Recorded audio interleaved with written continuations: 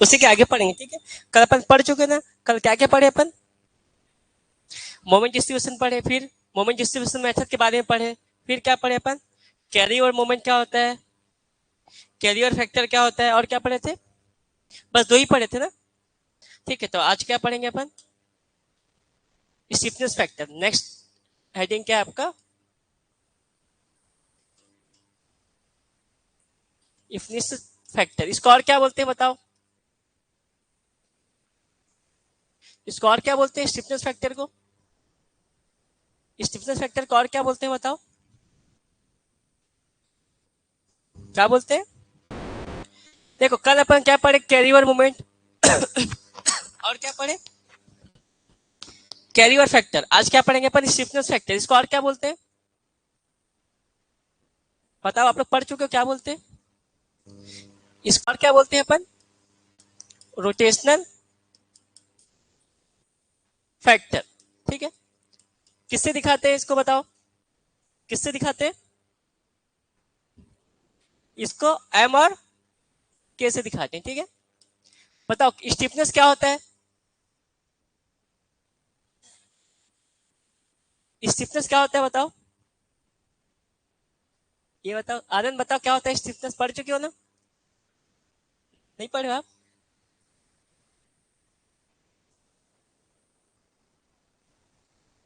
Unit. अच्छा, अच्छा आप नहीं हो गया, ऑनलाइन किए हो क्लास पहले, फर्स्ट डे, लेकिन ये तो स्ट्रक्चर आपका 5-6 क्लास हो चुका है, 20 से आएगा समझ। ठीक है, देखो देखो स्टिफनेस क्या होता है, बताया था आप लोग को, सॉन्ग में भी बताया हूँ क्या होता है, बताओ, force required to produce per unit deflection, क्या होता है पर यूनिट डिफ्लेक्शन। और मोमेंट कितना में क्या लिखोगे, moment required to produce per unit, क्या पढ़ोगे बताओ। देखो पहले स्टिफनेस के बारे में जानो, स्टिफनेस क्या होता है, स्टिफनेस पता होगा तभी बता पाओगे। ठीक है, स्टिफनेस किससे दिखाते हैं, के से। क्या होता है बताओ, अगर फोर्स लगेगा तो क्या होता है, फोर्स के टर्म में, force required to produce per unit deflection. Force लगाओगे तो क्या आएगा, डिफ्लेक्शन। मोमेंट लगाओगे तो क्या आएगा, रोटेशन। ये दो चीज पता है आप लोग को। सपोज करो आपका कैंटिलीवर बीम है, ये आपका क्या है, कैंटिलीवर बीम है। ठीक है, इसमें क्या लगेगा आपका, क्या लगाओ, लोड लगाओ। ठीक है, आपको यहाँ पे कितना फोर्स लगाना है जिससे इसका डिफ्लेक्शन क्या हो जाए, 1, उसको क्या बोलते हैं अपन, स्टिफनेस। तो क्या होगा, ये बैंड कैसे होगा आपका, ये ऐसे बैंड होगा। तो आपको यहाँ पे कितना फोर्स लगाना है जिससे आपको डिफॉर्मेशन क्या हो जाए, 1 यूनिट, उसको क्या बोलते हैं अपन, उसको क्या बोलते हैं अपन, स्टिफनेस। ठीक है, तो क्या दिखाते हैं, P upon delta L. Same condition में अगर मैं मोमेंट लगाऊंगा तो क्या आएगा, रोटेशन। तो मोमेंट कितना में क्या लिखोगे, moment required to produce per unit rotation. Force लगेगा तो क्या आएगा, डिफ्लेक्शन टर्म करेंगे, मोमेंट लगेगा तो रोटेशन। ठीक है, तो स्टिफनेस आपका ये होता है। स्टिफ का मतलब क्या हो, कोई भी मटेरियल ज्यादा स्टिफ, इसका मतलब क्या है, उसमें डिफॉर्मेशन क्या आएगा, एकदम कम आएगा। ठीक है, तो अभी अपन किसका बात करना है, मोमेंट डिस्ट्रीब्यूशन मेथड में अपन एक्सियल फोर्स को क्या किए से, नेग्लेक्ट। अपन वर्टिकल को भी क्या करेंगे, नेग्लेक्ट करेंगे, क्या लेके चलेंगे, सिर्फ मोमेंट की वजह से। तो जब इसको आप घुमाओगे तो बताओ जब इसको आप रोटेट करोगे, मोमेंट लगाओगे, ठीक है, तो उसकी वजह से आपका कितना रोटेशन आ रहा है अपन को वो पढ़ना है। ठीक है, तो इसके इसमें क्या पढ़ेंगे अपन, इसका डेफिनेशन लिखो, क्या पढ़ेंगे, moment, moment require to produce per unit क्या आएगा बताओ, रोटेशन। ठीक है, ये सब अपन पहले भी कर चुके हैं। ठीक है, देखो मोमेंट, कितना आपको मोमेंट चाहिए कि रोटेशन क्या हो जाए आपका, 1 यूनिट। तो यहाँ पे थीटा क्या हो जाएगा आपका, 1 यूनिट। ठीक है, तो इसको क्या बोलेंगे अपन, स्टिफनेस। तो न्यूमेरिकली क्या हो जाएगा, देखो आपका के इक्वल टू एम हो जाएगा। जब आप रोटेशन को 1 कर दोगे तो क्या हो जाएगा, के इक्वल टू एम। तो इसलिए स्टिफनेस को अपन किससे दिखाते हैं, K से दिखाते हैं या फिर M से, तो इसको क्या बोलते हैं अपन, स्टिफनेस फैक्टर या तो रोटेशनल फैक्टर। अब इसी के बारे में अपन को पढ़ना है, ठीक है। अब बताओ यहां तक किसी को डाउट है, ऑनलाइन में बताओ यहां तक किसी को डाउट है,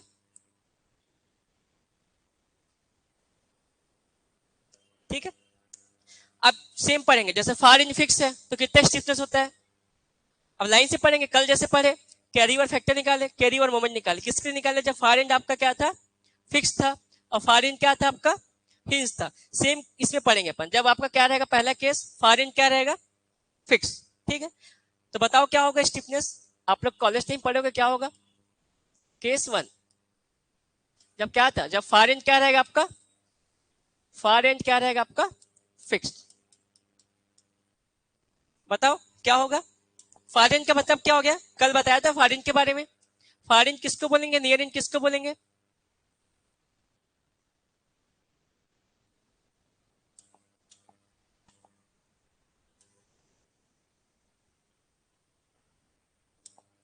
फार एंड किसको बोलेंगे बताओ,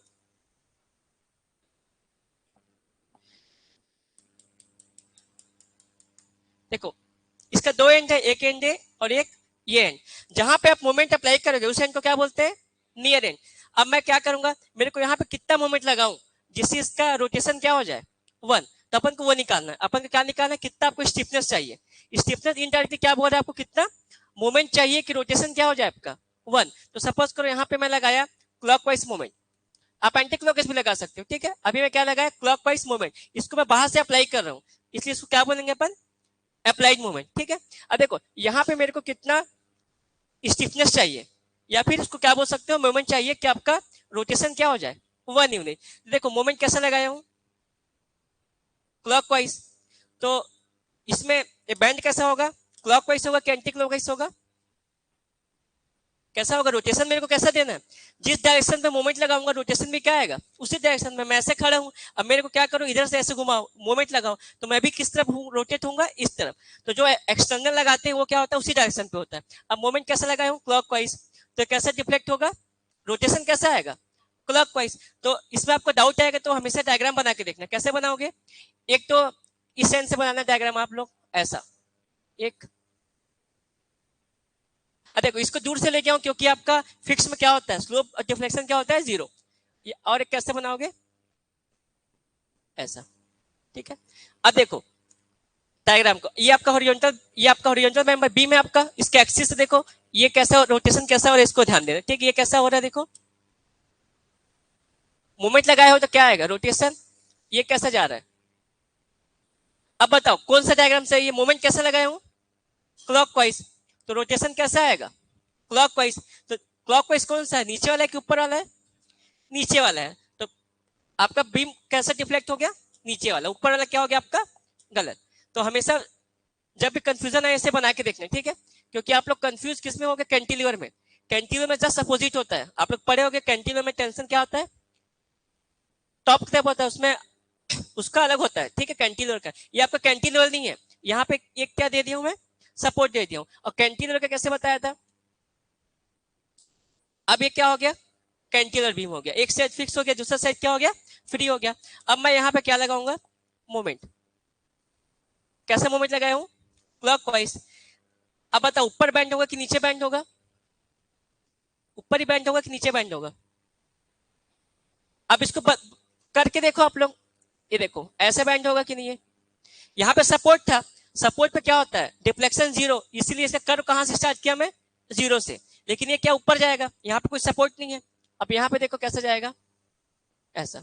अब क्या करो आप, कैसे पता चलेगा कौन सा डायग्राम बनेगा, बीम का एक्सिस कैसा है, ये हॉरिजॉन्टल, तो यहाँ से क्या करो, एक हॉरिजॉन्टल लाइन को क्या करो, ड्रॉ करो। अब देखो रोटेशन कैसा हो रहा है, ये यहाँ से ऊपर जा रहा है, कैसा जा रहा है, ये ऐसा जा रहा है कि नहीं, ये थीटा, ये यहाँ से नीचे। अब बताओ क्लॉकवाइज कौन सा है, ऊपर वाला कि नीचे वाला, ऊपर वाला। तो कैंटिलीवर के केस में जस्ट अपोजिट होता है, सिंपली सपोर्ट दे रहा है, फिर प्रॉप कैंटिलीवर में कैसा होगा आपका, नीचे तरफ बनेगा, इसमें कैसा बनेगा आपका ऊपर। क्योंकि देखो ये रोटेशन कैसा जा रहा है, क्लॉकवाइज जा रहा है, ये कैसा जा रहा है, एंटी क्लॉकवाइज, ठीक है। तो इसका डायग्राम कैसे बनेगा, ऊपर वाला। तो जब भी कभी डाउट आए आप लोग क्या करो, दोनों तरफ डायग्राम बना के देख लो, उसके बाद उसका रोटेशन का देख लो कैसा होगा, तो आप लोग को डाउट नहीं आएगा। ठीक है, अब बताओ कितना आएगा जब फार इंच फिक्स है। लास्ट टाइम तो मैं डायरेक्ट बता दिया था, लास्ट टाइम क्या टाइम कम था, तो आप लोग को मैं जब लास्ट टाइम सॉम ये पढ़ाया था स्ट्रक्चर, तो डायरेक्ट बताया था ना, अगर फार इंच फिक्स होगा तो कितना स्टिफनेस होता है बताओ। जब फार इंच फिक्स होगा तो कितना स्टिफनेस होगा। फार इंच फिक्स है तो यहाँ पे मेरे को क्या कितना मैं मोमेंट अप्लाई करूं कि रोटेशन क्या हो जाए आपका 1। ये जो थीटा को कितना देना है मेरे को 1 यूनिट, यही तो था अपना। स्टिफनेस क्या होता है, moment required to produce per unit rotation. मेरे को यहाँ पे इतना मोमेंट कितना मोमेंट चाहिए कि रोटेशन क्या हो जाए, इस इस सपोर्ट पर रोटेशन क्या हो जाए 1 हो जाए। तो फार इंच फिक्स है तो कितना चाहिए बताओ, कितना चाहिए 4 ई आई बाई एल, और हिंज रहेगा तो 3 ई आई बाई एल। डाटा तो आपको याद है, एक तो को समझा दे रहा हूं मैं, फिर हिंज वालों को आप लोग को लिखवा दूंगा। ठीक है, एकदम इजी है। देखो इसको सपोर्ट क्या मान लो ए, इसको क्या मान लो सपोर्ट बी। अब आपको मोमेंट, अब इसका डायग्राम बनाओ, कैसे बनाएंगे कल। यहाँ पे रिएक्शन कितना आएगा बताओ। ये कौन सा बीम है आपका, प्रॉप कैंटिलीवर ना, सपोर्ट है। यहाँ पे सपोर्ट दे दिए तो प्रॉप कैंटिलीवर है, तो प्रॉप कैंटिलीवर का डीएस कितना होता है, अपन पढ़े थे, डीएस निकाले थे, कितना होता है 1। तो 1 क्या हो गया 1 डिग्री से इंडिटरमिनेट है, तो एक एक्स्ट्रा कैसे निकालोगे, इक्विलिब्रियम इक्वेशन से तो 3 ही निकाल सकते हो, एक आपके पास क्या हो गया एक्स्ट्रा, क्योंकि डीएस क्या होगा r-3। यहाँ पे रिएक्शन कितना आएगा 3, यहाँ पे कितना आएगा 1, टोटल कितने अननोन है 4, तो इसका डीएस कितना होगा, ये सब पढ़ चुके हैं अपन। 4 - 3 1, यहाँ पे 3 रिएक्शन, यहाँ पे 1, तो एक आपका नोन है, उसको कैसे निकालोगे, हाँ उसको कैसे निकालोगे। डीएस क्या है अपन कल पढ़े थे, 2 मेथड पढ़े थे, फोर्स मेथड और डिस्प्लेसमेंट। तो ये क्या अननोन फोर्सेस है, अननोन फोर्सेस निकालने के लिए कितने सारे मेथड है, नहीं मोमेंट डिस्ट्रीब्यूशन नहीं, वो डिस्प्लेसमेंट मेथड है। फोर्स मेथड ये क्या अननोन फोर्स है ना, अननोन फोर्सेस या मतलब क्या हो गया अननोन रिएक्शन, कौन सा मेथड, हाँ तो कंसिस्टेंट डिफॉर्मेशन मेथड से आएगा, इसको निकालो, निकाल लो कि कल निकाले थे ना। आर ए कितना आया था 3/2 m/l, याद करो कल आर ए निकाले थे अपन।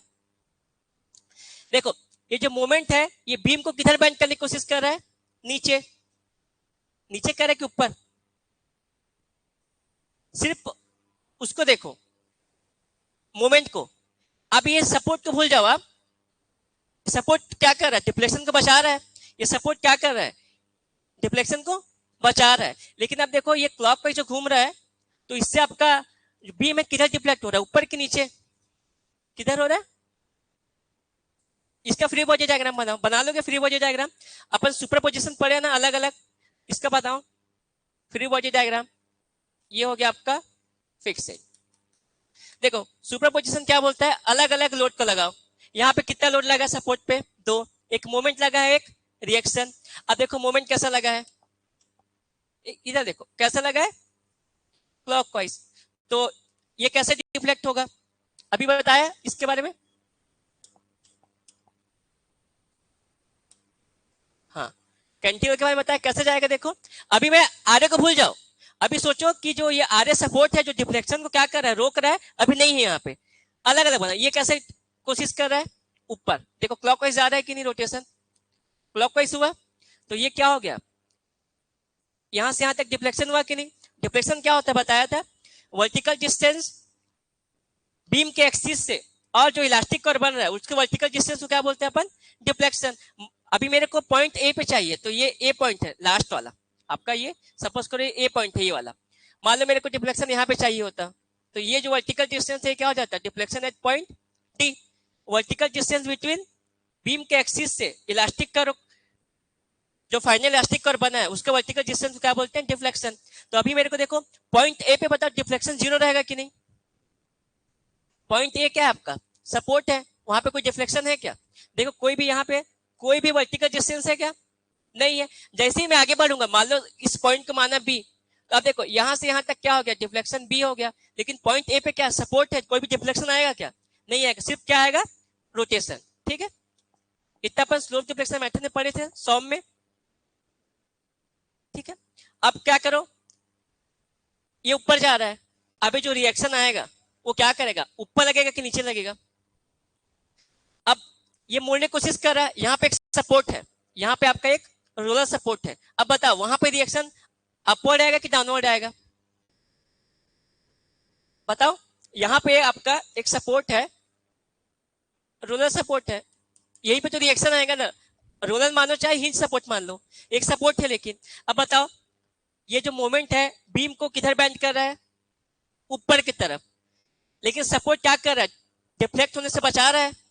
तो इसको फोर्स, यहाँ पे रिएक्शन किधर डेवलप होगा, अपोजिट में। रिएक्शन कहां डेवलप होता है, जस्ट अपोजिट। मैं ऐसे खड़ा हूं, मेरे को इधर खींचोगे तो मेरा रिएक्शन किधर डेवलप होगा, अपोजिट साइड बचने के लिए।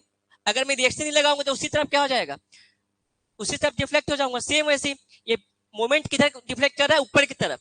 अब इस कर्व को यहाँ ओरिजिनल पोजीशन पे लाना है, तो रिएक्शन कैसे डेवलप होगा, अपवर्ड की डाउनवर्ड, क्या होगा, डाउनवर्ड। इसको यहाँ लाना है, तो यहाँ पे रिएक्शन कैसा आएगा मेरा, डाउनवर्ड। अपन सुपर पोजीशन से पढ़ रहे हैं, मोमेंट का इफेक्ट अलग लिए। अब क्या करो, सेम डायग्राम बनाओ। अब रिएक्शन देखो कहां लगाऊं, बताओ रिएक्शन कहां लगाऊं मैं, डाउनवर्ड।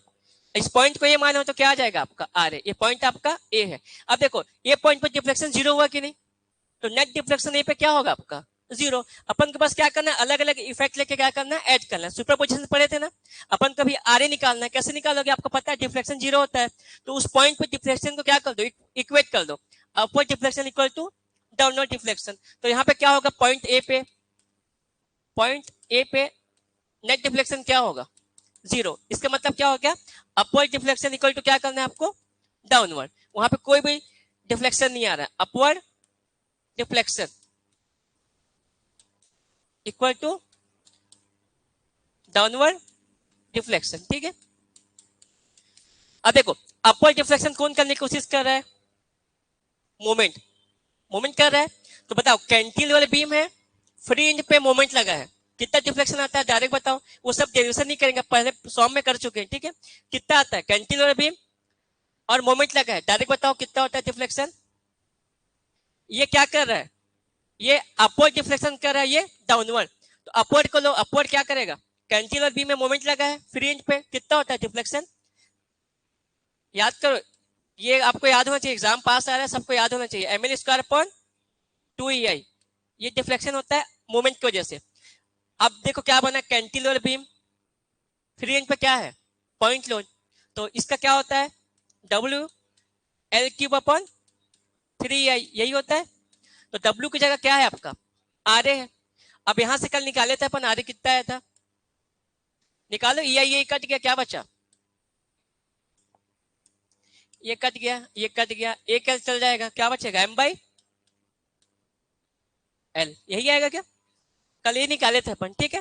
अब आपको ये आ गया, अब आपको क्या निकालना है, आर ए निकल गया, आपको आर ए अननोन हो गया, आर ए नोन हो गया, ठीक है। अब क्या करोगे बताओ, अब मेरे को क्या चाहिए,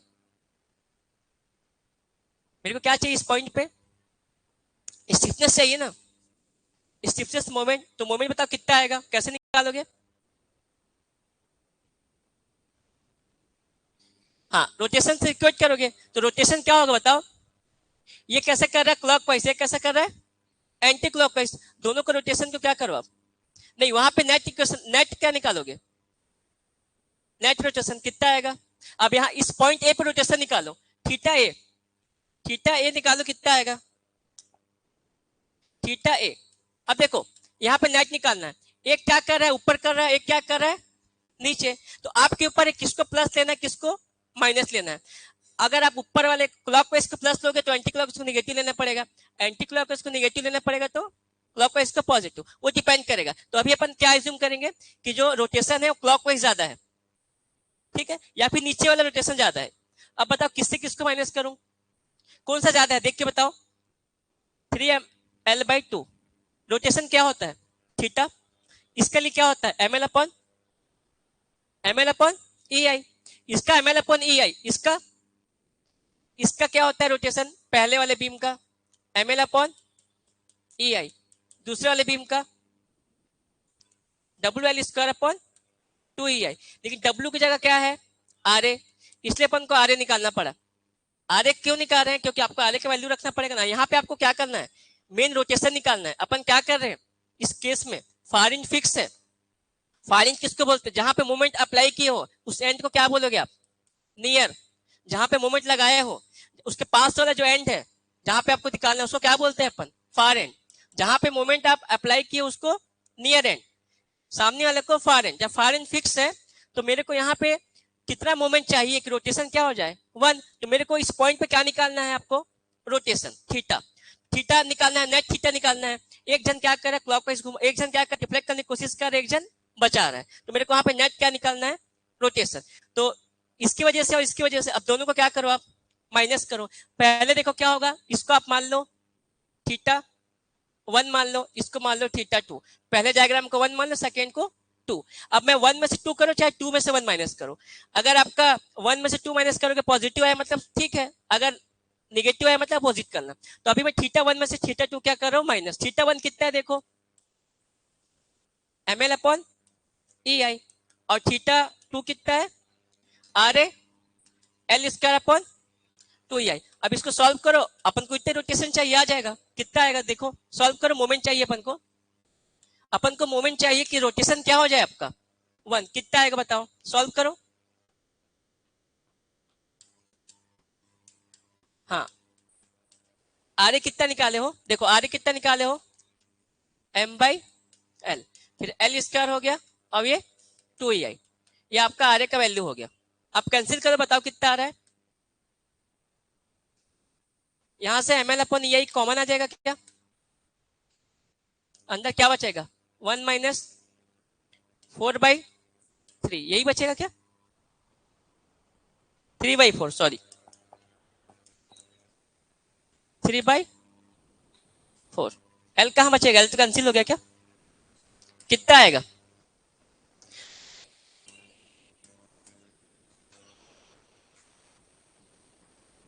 क्या बचेगा? ये एल तो कैंसिल हो जाएगा ना, तो कहां बचेगा? एक एल को बाहर निकाल दिया, ठीक है।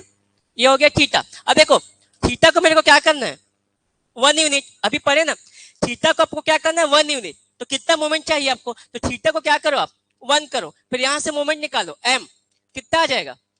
4ei/l, ठीक है। ये आप लोग पहले पढ़े होंगे 4ei क्या होता है? l। यही आपका क्या हो गया?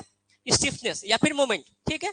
कितना मोमेंट चाहिए कि रोटेशन क्या हो जाए? 1। तो रोटेशन को क्या रख दिया मैं? 1, ठीक है। तो जब फार इंच फिक्स रहेगा तो कितना आएगा आपका रोटेशन? स्टिफनेस कितना आएगा बताओ? इसको डायरेक्ट याद रखना, ठीक है। एग्जाम में आपको डेरिवेशन बनाना नहीं है, क्या करोगे? डायरेक्ट याद करोगे, क्या होगा? 4ei/l, डायरेक्ट याद रखना, ठीक है। फार इंच फिक्स के केस में क्या होगा आपका? इसको के से दिखाना, के और एम दोनों से दिखाते हैं अपन, के से दिखाएंगे, ठीक है। के इक्वल टू क्या लिखोगे? 4ei/l। ई क्या है आपका? Modulus of elasticity. आई क्या है? Moment of inertia. एल क्या है आपका? लेंथ ऑफ बीम, ठीक है, या मेंबर। अब बताओ इसमें किसी को डाउट है? लास्ट टाइम में डायरेक्ट बताया था क्या होता है 4ei/l। इसको आपको एक तो समझा दिया, अब आप निकाल लोगे। अगर मैं बोलूंगा फार इंच हिंज है, देखो ये आप लोग तभी निकाल पाओगे जब आप लोग को स्लोप डिफ्लेक्शन अच्छा से आता होगा। स्लोप डिफ्लेक्शन अच्छा से आता होगा तभी आप बना पाओगे इसको, क्योंकि बिना स्लोप डिफ्लेक्शन के निकलेगा क्या? ये नहीं निकलेगा। तो आपको स्टैंडर्ड आना चाहिए। इसलिए जो लोग को सॉम पढ़ चुके हो, डेली जितना भी स्टैंडर्ड केस कितना लिखा है, 12-13 तो लिखवाया हूँ, सबका आपको याद होना चाहिए, ठीक है, तभी बना पाओगे आप। अब सेकेंड केस क्या पढ़ेंगे अपन? जब फार इंच क्या होगा आपका? हिंज। फार इंच हिंज के लिए बताओ क्या होगा? ये हो गया, आगे करूं?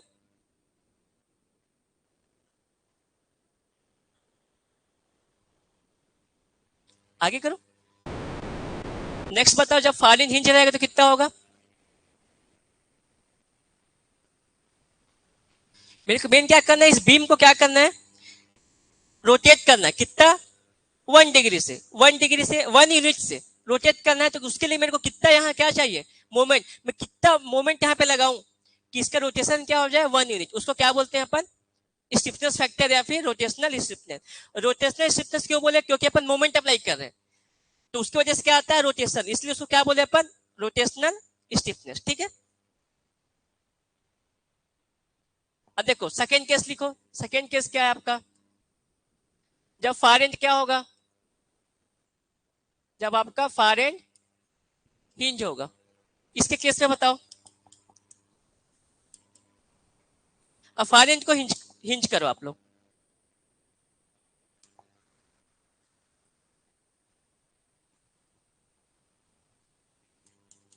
कौन सा सपोर्ट है आपका, हिंज सपोर्ट है। ठीक है, यहाँ पे एक सपोर्ट दे दो, रोलर सपोर्ट दे दो, तो रिएक्शन क्या आएगा, एक। ठीक है, अब देखो जहां पे मैं मोमेंट लगाऊंगा उस इंच को क्या बोलेंगे, नियर इंच। यहाँ पे मेरे को क्या लगाना है, कितना मेरे को स्टिफनेस चाहिए या फिर इनडायरेक्टली मोमेंट चाहिए, कितना यहाँ पे मोमेंट लगाऊं कि रोटेशन क्या हो जाए, 1 यूनिट। अब देखो ये कैसे डिफ्लेक्ट होगा, ऊपर की नीचे। मोमेंट कैसा है, क्लॉकवाइज। रोटेशन कैसा आएगा, क्लॉकवाइज। ऊपर आएगा कि नीचे, ऊपर। ऊपर ऊपर कैसे जाएगा, सिंपली सपोर्टेड बीम है, कैसा जाएगा, नीचे जाएगा ना। देखो अब देखो इसको, मोमेंट कैसा है, क्लॉकवाइज। रोटेशन कैसा होना चाहिए, क्लॉकवाइज। ठीक है, अब बताओ जब फार इंच आपका हिंज है, जहां पे मोमेंट लगाया मैं उसको नियर इंच बोले, सामने वाले को फार इंच। फार इंच आपका हिंज है, तो मेरे को यहाँ पे रोटेशन को क्या करना है, 1 यूनिट। तो कितना मेरे को स्टिफनेस चाहिए, कितना चाहिए, 3I/L। डायरेक्ट लिखो, अब बना भी सकते हो, कैसे बनाओगे, आप लोग सॉम पढ़े हो, सॉम पढ़े हो ना, सॉम पढ़े हो। सिंपली सपोर्टेड बीम, अगर एक साइड मोमेंट लगेगा तो देखो सिंपली सपोर्टेड बीम है, आप लोग मेरे को बताते जाना। देखो ये सिंपली सपोर्टेड बीम है, ये आपको एंड ए मान लो, इस एंड को क्या मान लो, बी। इसका डायरेक्ट केस लिखवाया हूं, याद करो, स्लोप और डिफ्लेक्शन बताया हूं, अभी बताना। ठीक है, यहां पे मोमेंट लगाया हूं एम। अब यहाँ पर रोटेशन कितना आएगा, बताओ शुभम, कितना आएगा, 100 में भी पढ़े हो ना आप, इस बार अभी जस्ट खत्म हुआ है 15 दिन पहले। बताओ, सिंपली सपोर्टेड बीम है, इस एंड पे क्या लगाया हूं, मोमेंट, तो कितना रोटेशन आता है, कितना आता है,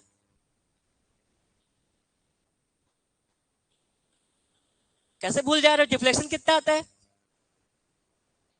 दोनों तरफ लगेगा तो प्योर बेंडिंग हो जाएगा, दोनों तरफ लगेगा तो क्या हो जाएगा, प्योर बेंडिंग। उसके लिए तब बताया हूं ML/2EI, अब ML²/ATI डिफ्लेक्शन। लेकिन इस ये केस कैसे याद नहीं है आप लोग को, 9√3 हुआ तो हाँ डिफ्लेक्शन आएगा, वो जो बता रहे हो आप, वो यहाँ पे डिफ्लेक्शन आएगा अपोजिट साइड से L/√3 पे। मैं रोटेशन पूछ रहा हूँ, कैसे आप लोग नहीं पढ़ते हो, एग्जाम में स्टैंडर्ड ही आता है, भूल जाओगे, बताओ, किसी को याद नहीं है, ऑनलाइन में याद है किसी को, हाँ ML/3EI। अब अपोजिट साइड में कितना आएगा, ML/6EI। जिस तरफ लगेगा उधर क्या आएगा, ML/3EI। ठीक है, तो वहां से आ जाएगा। तो अभी डायरेक्ट लिखो, उसका डेरिवेशन करने से कोई मतलब नहीं है, पहले वाला समझ में आ गया ना कैसे निकालना है। हाँ, तो सेकंड का कोई मतलब नहीं पढ़ने का। ठीक है, डायरेक्ट लिखो, जब फार एंड आपका हिंज रहेगा तो स्टिफनेस कितना आएगा, 3EI/L।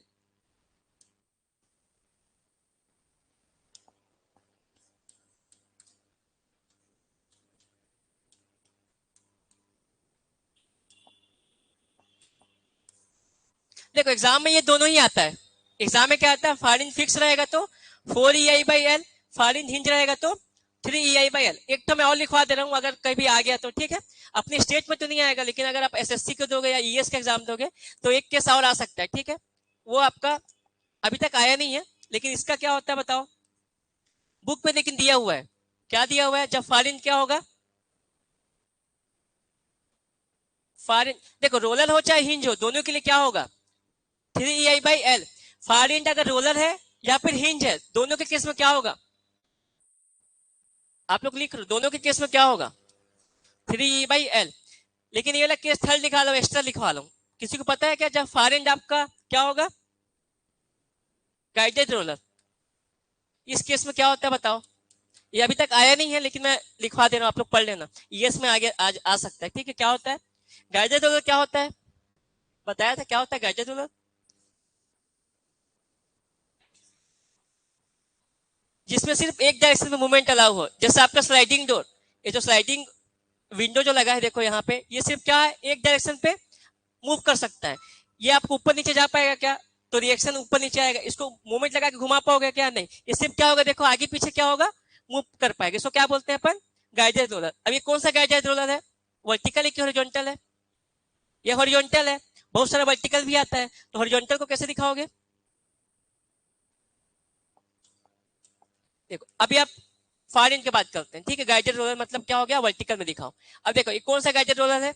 वर्टिकल। वर्टिकल में गाइडेड रोलर मतलब दोनों साइड क्या होता है, रोलर का सपोर्ट रहता है। वो सिर्फ आगे पीछे हो सकता है, बाकी रजिस्ट करेगा, मूवमेंट को भी रजिस्ट करेगा और एक साइड रिएक्शन को भी। अब देखो ये कौन सा गाइडेड रोलर है? अभी पढ़े थे अपन रिएक्शन के समय, कौन सा है बताओ? ये है वर्टिकल गाइडेड रोलर। हॉरिजॉन्टल वाला ये है। अब बताओ ये सिर्फ किधर मूव कर पाएगा? ये रोलर है ना, रोलर है, क्या करेगा, सिर्फ ऊपर नीचे मूव कर पाएगा, लेकिन मोमेंट को क्या करेगा, रजिस्ट करेगा, और हॉरिजॉन्टल में रिएक्शन में।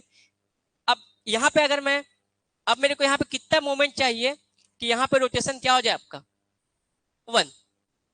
तो ये गाइडेड रोलर है, लेकिन ये क्या करता है, मोमेंट को रजिस्ट करता है। तो मोमेंट को रजिस्ट करने की वजह से यहाँ पे क्या आ जाएगा, स्टिफनेस। कितना आएगा बताओ, बता पाओगे कितना आएगा बताओ? ये पूरा तो मूव नहीं हो पाएगा, क्योंकि मोमेंट को क्या करता है, रजिस्ट करता है। तो इसलिए कितना आएगा, किसी को याद है कितना होता है? EI/L, ठीक है। ये वर्टिकल में तो मूव कर रहा है, लेकिन स्टिफनेस किसकी वजह से आ रहा है, मोमेंट को क्या करता है, रजिस्ट करता है, इस वजह से आ रहा है, ठीक है। जैसे आपको एक और केस दिखाता हूं, देखना आप लोग जब टेस्ट सीरीज दोगे तो आप लोग का इस टाइप का भी मिलेगा, लेकिन इस टाइप का समझने के लिए बता रहा हूं, ठीक है। इसको सिर्फ किसके लिए बता रहा हूं, आप लोग को समझने के लिए। ऐसा क्वेश्चन अभी आया नहीं है, लेकिन क्या जितना पढ़ोगे उतना कॉन्सेप्ट क्लियर होगा आप लोग को, ठीक है। अब देखो, अब बता फार इंच क्या है, कौन सा सपोर्ट है, रोलर सपोर्ट। स्टिफनेस कितना आएगा, 0 होगा। 0 क्यों होगा, तो मोमेंट तो ऐसे भी आपका, इसमें मोमेंट कहां आता है, इसमें मोमेंट आता है क्या? तो फिर कैसे है 3I/L, रिएक्शन को रजिस्ट कर रहा है। ये क्या ऐसे घुमा रहा है ना, ये रिएक्शन रोक रहा है, तो रिएक्शन की वजह से क्या आया, 3I/L। अब गाइडेड रोलर को देखो, गाइडेड रोलर में तो वर्टिकल रिएक्शन 0 है, क्योंकि गाइडेड रोलर ऊपर नीचे क्या करेगा, मूव करेगा। आपको हॉरिजॉन्टल से कोई मतलब ही नहीं है, आपको मेन ऐसे इसको ऐसे डिफ्लेक्ट कर रहे हो ना, तो यहाँ पे क्या हो रहा है, मोमेंट आता है। बताया गाइडेड रोलर क्या करता है, मोमेंट को रजिस्ट करता है, उसकी वजह से क्या है, EI/L। अब रोलर मोमेंट को रजिस्ट करता है क्या, तो मोमेंट की वजह से आएगा क्या, आपका हिल सपोर्ट और रोलर में मोमेंट क्या होता है, 0। तो यहाँ पे जो आपका स्टिफनेस आया है किसकी वजह से आया है, जब आप इसको क्या करोगे, ऐसे घुमाओगे तो ये क्या करेगा, यहाँ पे वर्टिकल रिएक्शन आएगा। यहाँ पे क्या आएगा आपका, वर्टिकल रिएक्शन।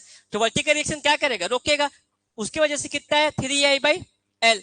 अब इसका बताओ, ये फार इंच क्या है, मैं मोमेंट यहां लगाया हूं, तो फार इंटू हो जाएगा क्या है, और रोलर, तो कितना आएगा स्टिफनेस,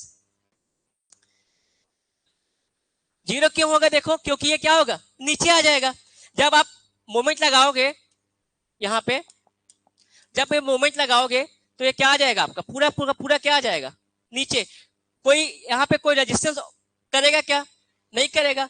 लेकिन गाइडेड रोलर में EI/L क्यों आया, क्योंकि वर्टिकल में तो नीचे आ गया, लेकिन गाइडेड रोलर क्या करता है, मोमेंट को रिलीज करता है। तो ये ऐसे घूमेगा तो मोमेंट क्या होगा, अपोजिट घूमेगा, तो मोमेंट क्या करेगा, उसको रिलीज करेगा। उसको रिलीज करने की वजह से कितना है, EI/L।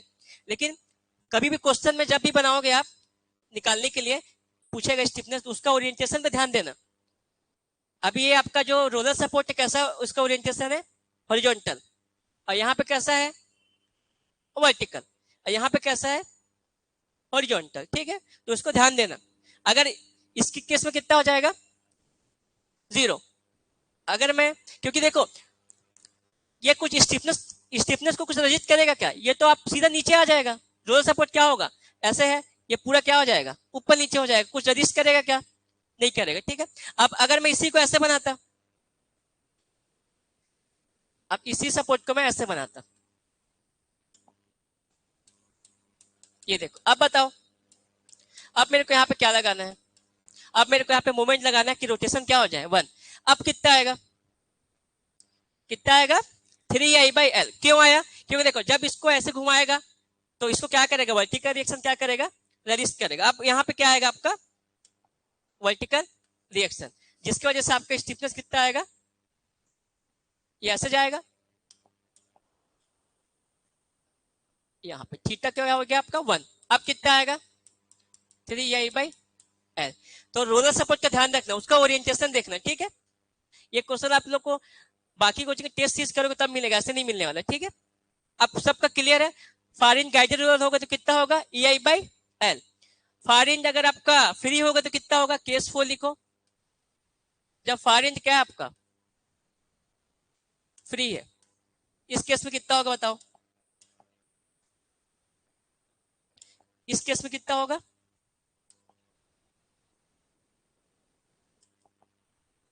फॉरिन फ्री है, यहां पे आपको क्या लगाना है m, इतना m लगाना है कि रोटेशन क्या हो जाए 1। फॉरिन क्या है फ्री, तो फॉरिन तो पूरा घूम जाएगा, तो कुछ स्टिफनेस आएगा क्या, फॉरिन तो फ्री है, जैसे ही मूवमेंट लगाओगे क्या हो जाएगा, नीचे आ जाएगा। अब ऐसे एक साइड से उसको लगाओगे नीचे आ जाएगा, तो क्या हो जाएगा इस केस में 0। जब फॉरिन फ्री रहेगा तो स्टिफनेस क्या हो जाएगा आपका 0, ठीक है। अब समझो स्टिफनेस क्यों आ रहा है, उसको जो उसको स्टिफनेस को क्या कर रहा है, रेजिस्ट कर रहा है, जिस वजह से आ रहा है, ठीक है। इतने केस आपका आता है, बन जाएगा आप लोग से। फॉरिन फिक्स रहेगा तो 4ei/l, फ्री रहेगा तो 0, हिंज रहेगा तो 3, रोलर रहेगा तो 3, ठीक है। ये 0 वाला कब मारना, 0 वाला आपका नहीं आएगा, समझाने के लिए बताया हूं कि ये ऐसा होता है, ठीक है। कहां हिंज है, हिंज तो हिंज में कितना रिएक्शन आता है, वर्टिकल और हॉरिजॉन्टल, तो वर्टिकल को तो रजिस्ट करेगा। हिंज का ओरिएंटेशन कैसा भी हो कितना होगा 3i/l, क्योंकि हिंज में 2 रिएक्शन आता है, वर्टिकल हॉरिजॉन्टल। मान लो इसको हिंज करोगे तो एक क्या आएगा हॉरिजॉन्टल और एक वर्टिकल, लेकिन इसमें वर्टिकल रिएक्शन आएगा क्या, इस तरफ आएगा, ठीक है। अब नेक्स्ट क्या पढ़ेंगे अपन, इसके बाद क्या पढ़ेंगे, लाइन से पढ़े अपन, carry over factor, carry over moment पढ़े, कैरी ओवर फैक्टर, फिर स्टिफनेस फैक्टर। अब क्या पढ़ेंगे अपन, अभी तो अपन एक मेंबर का पढ़े, अब किसी जॉइंट पे 4 मेंबर है, 3 मेंबर है, उसके लिए पढ़ेंगे, क्या बोलते हैं उसको, रिलेटिव स्टिफनेस का बात करो, क्या बोलते हैं रिलेटिव स्टिफनेस। इससे आपका अभी एससीएस आपका हुआ था ना, पिछले साल हुआ था 2021 का एससीएस, इससे इसका फॉर्मूला आया था, क्या आया था बताओ, इसको आरएस से दिखाते हैं। रिलेटिव स्टिफनेस क्या होता है, रिलेटिव स्टिफनेस बताओ क्या होता है,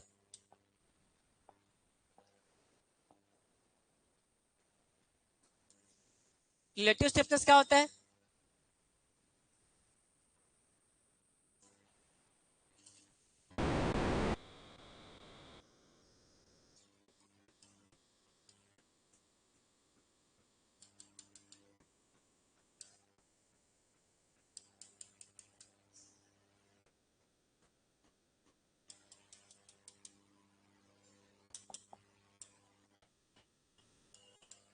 बताओ रिलेटिव स्टिफनेस क्या होता है, किसी को पता है, सभी का लेंथ को एल मानो, ठीक है, और सभी का ईआई को क्या मानो कांस्टेंट है, सभी मेंबर का ईआई क्या है आपका कांस्टेंट, और सभी का लेंथ क्या है आपका इक्वल है, ठीक है। अब देखो रिलेटिव स्टिफनेस क्या होता है, sum of all the stiffness factor meeting at a joint. इस जॉइंट पे देखो ये जॉइंट है, अब इस जॉइंट पे पूछेगा मेरे को बताओ कितना स्टिफनेस फैक्टर होगा या रोटेशनल स्टिफनेस होगा, क्या होगा, इस जॉइंट से कितने मेंबर जा रहे हैं 4। अभी तो पिछला जो पढ़े अपन सिंपल क्या पढ़े, यहाँ पे आपको ये जॉइंट है, यहाँ पे क्या करना है, कितना आपको मोमेंट चाहिए कि रोटेशन क्या हो जाए 1। इसमें एक ही मेंबर था तो एक ही क्या करेगा रजिस्ट करेगा। अब यहाँ पे देखो कितना है, इस जॉइंट पे कितना मेंबर है 4, इस जॉइंट का मान लो O है। अब मेरे को क्या निकालना है, यहाँ पे कितना होगा आपका स्टिफनेस, तो उसी को क्या बोलते हैं अपन रिलेटिव स्टिफनेस, जिसका मतलब क्या होता है sum of all the, sum of क्या है, sum of stiffness of all the member meeting at a joint, उसको क्या बोलते हैं अपन? Relative stiffness. इसको ए मानो, इसको बी, इसको सी, इसको डी। तो इसका पहले डेफिनेशन लिखो, रिलेटिव स्टिफनेस क्या होता है? क्या होता है यहां पे लिखो, क्या होता है? सम ऑफ स्टिफनेस ऑफ, लिखो sum of the stiffness of all the member, जितने भी मेंबर हैं, ठीक है, all the member meeting at a joint, meeting at a joint.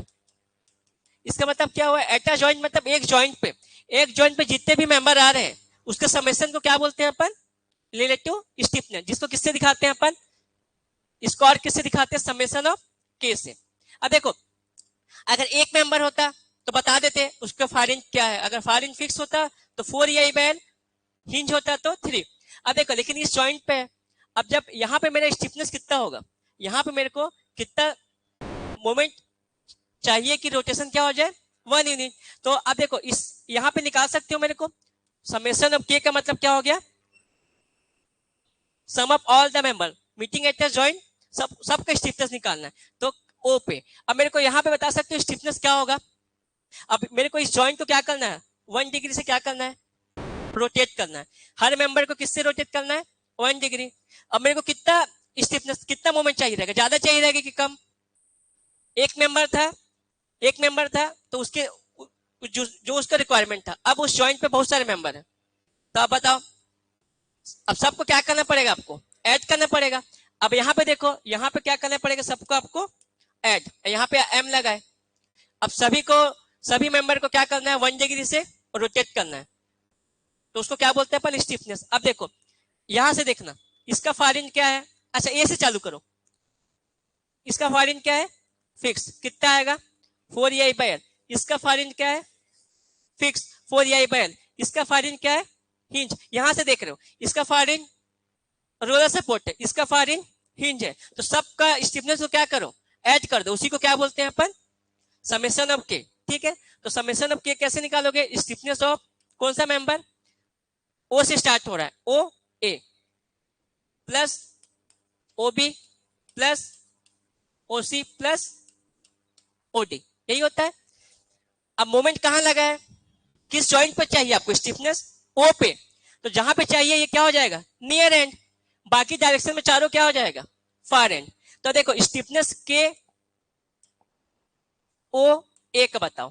पहले वाला देखो, पहले वाला क्या शो करता है? स्तंभ का भी देखो, इसमें दो है, ओ ए। ओ क्या शो करेगा? Near and. ए क्या शो करेगा? Far and. हमेशा याद रखना, पहला क्या शो करेगा? Near end. नियर एंड का मतलब वहां पे आपको रिक्वायरमेंट है। और फार एंड, ये क्या शो करेगा? Far and. अब देखो, ओ है, ये आपका मोमेंट यहाँ पे लगा है, यहाँ पे आपको स्टिफनेस चाहिए। फार एंड क्या है?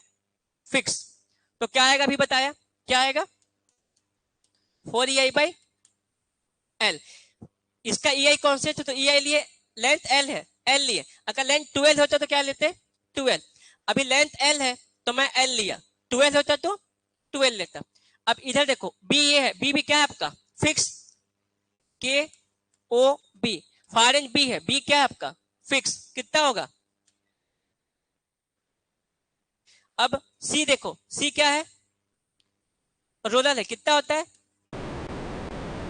3EI/, लास्ट का देखो क्या है? 3EI/L। तो कितना आएगा बताओ? सबको ऐड करो। ये क्वेश्चन आपका कॉमन एग्जाम में पूछता है, ठीक है? ये सब क्वेश्चन आपसे गलत नहीं होना चाहिए, एग्जाम में आता है। प्लस 3EI/L, तो कितना आ जाएगा? 14EI/L।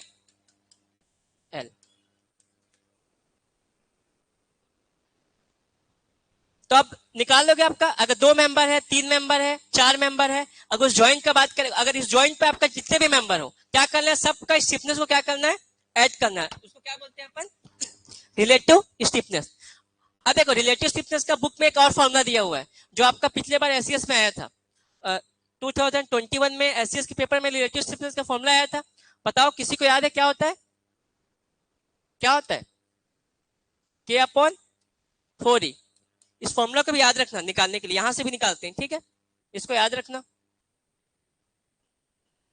लेकिन अपन यहां से निकालेंगे, यहां से इजी पड़ेगा आपको, क्योंकि आपको अगर वहां से निकालोगे ना तो आपको बार बार I/L 3/4 इससे मल्टीप्लाई करना पड़ेगा। लेकिन अपन जब डिस्ट्रीब्यूशन फैक्टर निकालेंगे तो अपन यहां से निकालेंगे, यहां से इजी पड़ेगा निकालना, ठीक है, क्योंकि एग्जाम में आपको बोलेगा नहीं, मेंस का एग्जाम नहीं है आपका, मतलब सब्जेक्टिव एग्जाम नहीं है कि बोलेगा, अपन यहां से निकालेंगे, इजी पड़ेगा, यहां से भी निकाल सकते हो। अब देखो ये फॉर्मूला होता है K क्या आपका स्टिफनेस, अगर मैं बोलूंगा फार एंड फिक्स है तो K की जगह क्या रखोगे? 4I/L, तो क्या आ जाएगा? I/L। अगर फार इन हिंज बोलूंगा तो कितना आ जाएगा? कितना आ जाएगा? 3EI/L। वैसे करके भी निकालते हैं, वो सब करके निकालो, लास्ट में ऐड करो तो भी आपका क्या आने वाला है? सेम ही आने वाला है, ठीक है। तो रिलेटिव स्टिफनेस अगर मैं बोलूंगा फार इन फिक्स है तो निकाल दोगे उस फॉर्मूला से, कितना आएगा उसको भी लिख लो, क्योंकि इसका फॉर्मूला कभी आया हुआ है। क्या लिखोगे? पहला केस, दो ही केस लिखना, पहला क्या लिखोगे? जब फार इन क्या है? फिक्स है, तो रिलेटिव स्टिफनेस क्या होता है बताओ? K upon 4E। जब फार इन फिक्स रहेगा तो K कितना होता है? 4EI/L। तो कितना आ जाएगा बताओ? यहां पे क्या रखोगे? 4EI/L, 4E, क्या बचेगा? I/L, यही बचेगा। अगर मेरा फार इन क्या रहेगा?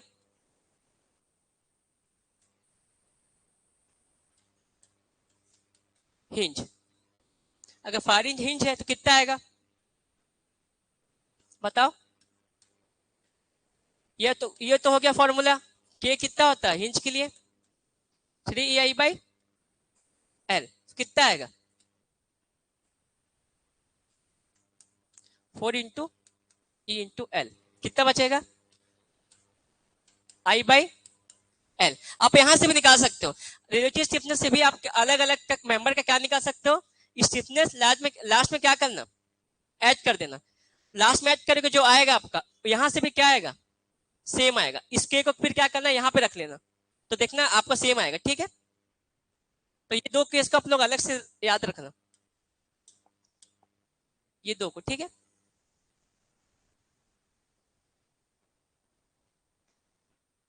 आप लोग को कॉलेज टाइम याद होगा, जब अपन टेबल बनाते हैं तो यहीं से बनाते थे, I/L से मल्टीप्लाई करते थे और 3/4 I इंटू L से। लेकिन अपन ऑब्जेक्टिव ऐसे नहीं करेंगे, अपन यहां से बनाएंगे, यहां से आपको इजी पड़ेगा, ठीक है। अब निकालोगे ना रिलेटिव स्टिफनेस, एक मेंबर का पता है आपको, सपोर्ट कंडीशन पे डिपेंड करेगा कैसा सपोर्ट है। अगर उस जॉइंट पे बहुत सारे मेंबर है, सबको स्टिफनेस को क्या कर दो आप? ऐड कर दो। अब मेरे को क्या करना है? इस मेंबर सभी मेंबर में यूनिट रोटेशन चाहिए, तो सबका अलग अलग डिपेंड करेगा, ठीक है। सबको ऐड कर दो, उतना आपको यहाँ पे क्या अप्लाई करना पड़ेगा? मोमेंट। तो यहाँ पे आपको मोमेंट कितना अप्लाई करना पड़ेगा, या स्टिफनेस कितना हो जाएगा? इस जॉइंट का स्टिफनेस कितना हो जाएगा? इस जॉइंट का स्टिफनेस कितना निकाले अपन? 14EI/L। इस जॉइंट का स्टिफनेस है इतना, आपको यहाँ पे मोमेंट अप्लाई करना है, जिससे सभी मेंबर में रोटेशन क्या हो जाए आपका? 1 यूनिट हो जाए, ठीक है। अब इसके बाद क्या पढ़ेंगे? नेक्स्ट क्या पढ़ेंगे अपन? Distribution factor. आपका यहीं से क्वेश्चन आएगा, ठीक है। नेक्स्ट क्या है? पांचवा टर्म आपका डिस्ट्रीब्यूशन फैक्टर। क्या होता है बताओ? इसको अपन DF से दिखाएंगे, क्या होता है। अब क्या करना है? मोमेंट तो आपको क्या करना है? डिस्ट्रीब्यूट करना है, तो कैसे, किस पर डिपेंड करेगा? कौन सा मेंबर कितना मोमेंट लेगा, किस पर डिपेंड करेगा? डिस्ट्रीब्यूशन फैक्टर पे। ये क्या होता है पहले बताओ? ये होता क्या है? क्या होता है बताओ? It is the it is the ratio of, किसका रेशियो होता है? Stiffness of a member.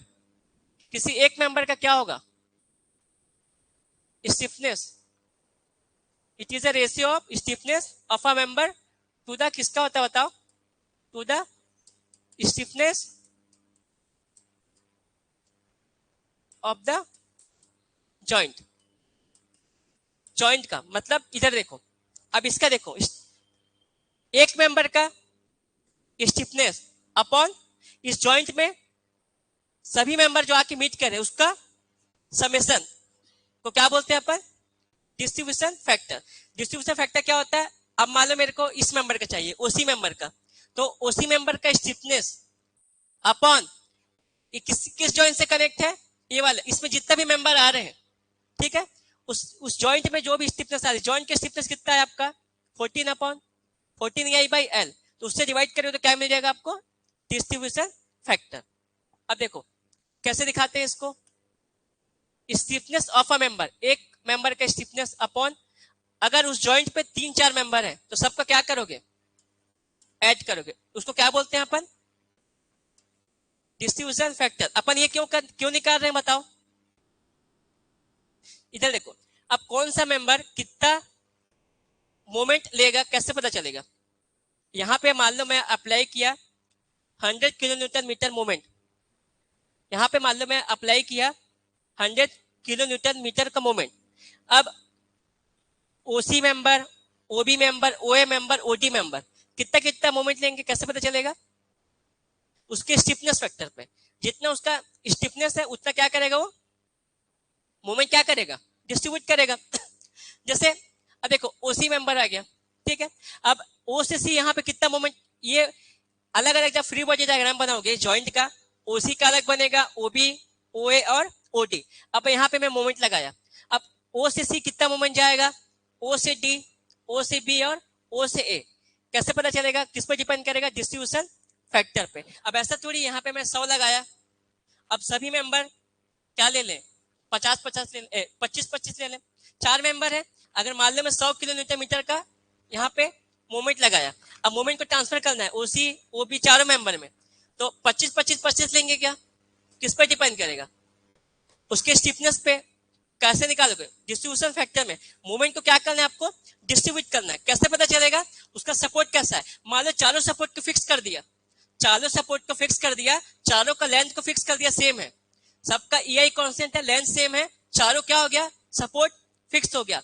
अब मैं जॉइंट पे लगाऊंगा 100 किलो न्यूटन मीटर का मोमेंट, अब कितना लेंगे सबको, 25-25 क्यों लेंगे, सभी का क्या है, कैपेसिटी सेम है, सभी फिक्स है। जैसे ये देखो, ये कौन सा जॉइंट है आपका, रिजिड जॉइंट है, ये जो जॉइंट देख रहे हो यही जॉइंट है, क्या है आपका, रिजिड जॉइंट है, इसी को तो बनाए अपन, ये क्या है आपका रिजिड जॉइंट, एक वर्टिकल मेंबर, इधर से बाकी क्या है हॉरिजॉन्टल, उस जॉइंट पे देखो चारों क्या है एक, अब वो वहां पे मोमेंट कितना लगेगा आपको, उसके फायर इंच पे डिपेंड करेगा। अभी इसका सब फायर इंच क्या है आपका, फिक्स है, इधर भी फिक्स, उधर भी फिक्स, इधर भी फिक्स और इधर भी फिक्स, फायर इंच क्या आपका फिक्स है। तो यहाँ सबका लेंथ क्या है देखो, अभी इसका वहां से वहां तक का, इस जॉइंट में 4 मेंबर है, ऊपर से देखो 4 बीम है कि नहीं, चारों का क्या है सेम है, चारों का क्या है आपका फिक्स, सपोर्ट क्या है सेम है, तो सब और लेंथ भी क्या है सेम है, तो सभी क्या है इक्वल लेंगे। लेकिन देखो अगर ये भी फिक्स होता, लेंथ फिक्स होता, तो सभी कितना लेते 25-25 लेके, ओ से सी, ओ से बी, ओ से ए और ओ से डी। लेकिन अगर मैं सपोर्ट को अलग कर दूं, सपोर्ट को चेंज कर दूं, तो उसका डिस्ट्रीब्यूशन फैक्टर क्या होगा, चेंज हो जाएगा। क्योंकि देखो फिक्स सपोर्ट सबसे मजबूत होता है, उसके बाद क्या होता है आपका हिंज और रोलर, तो फिक्स वाला क्या लेगा, ज्यादा लेगा, ये कम लेगा, किस पर डिपेंड करेगा, उसका कितना ज्यादा स्टिफनेस है, ठीक है। तो क्या निकालेंगे उसके लिए अपन, डिस्ट्रीब्यूशन फैक्टर क्या होता है, एक मेंबर कितना ले सकता है अपॉन उस मेंबर, उस जॉइंट पे पूरे मेंबर का सम स्टिफनेस का, उसको क्या बोलते हैं अपन, डिस्ट्रीब्यूशन फैक्टर। अब मेरे को अब इस केस में निकाल के बता पाओगे कि ओ से सी कितना मोमेंट जाएगा। अब सपोज कर मोमेंट में एम लगाया हूं, सिर्फ एम लगाया हूं, अब बताओ ओसी कितना लेगा, ओए ओबी ओए ओडी कितना लेगा, निकाल सकते हैं अपन हर मेंबर का। देखो डिस्ट्रीब्यूशन फैक्टर क्या होता है अभी पढ़े अपन। अब मान लो मेरे को मेंबर ओए का निकालना है, तो ओए का मैं कितना डिस्ट्रीब्यूशन फैक्टर आएगा, तो ओए अपन क्या करूंगा समेशन ऑफ के ओ जॉइंट का। अब देखो ओए का स्टिफनेस कितना निकाले थे अपन 4EI बाई एल, अब इसका निकाल रहा हूं, तो यहां पे क्या रखोगे आप 4L। अब पूरे जॉइंट पे, उस जॉइंट पे कितना स्टिफनेस है कितना आएगा बताओ, कितना आएगा? 2/7 आएगा। देखो टोटल कितना भाग हो गया? 7। 7 का 2 भाग कौन ले लिया? ये वाला 2/7 आया। अब देखो अब उसका मैं फ्री बॉडी डायग्राम बनाऊं।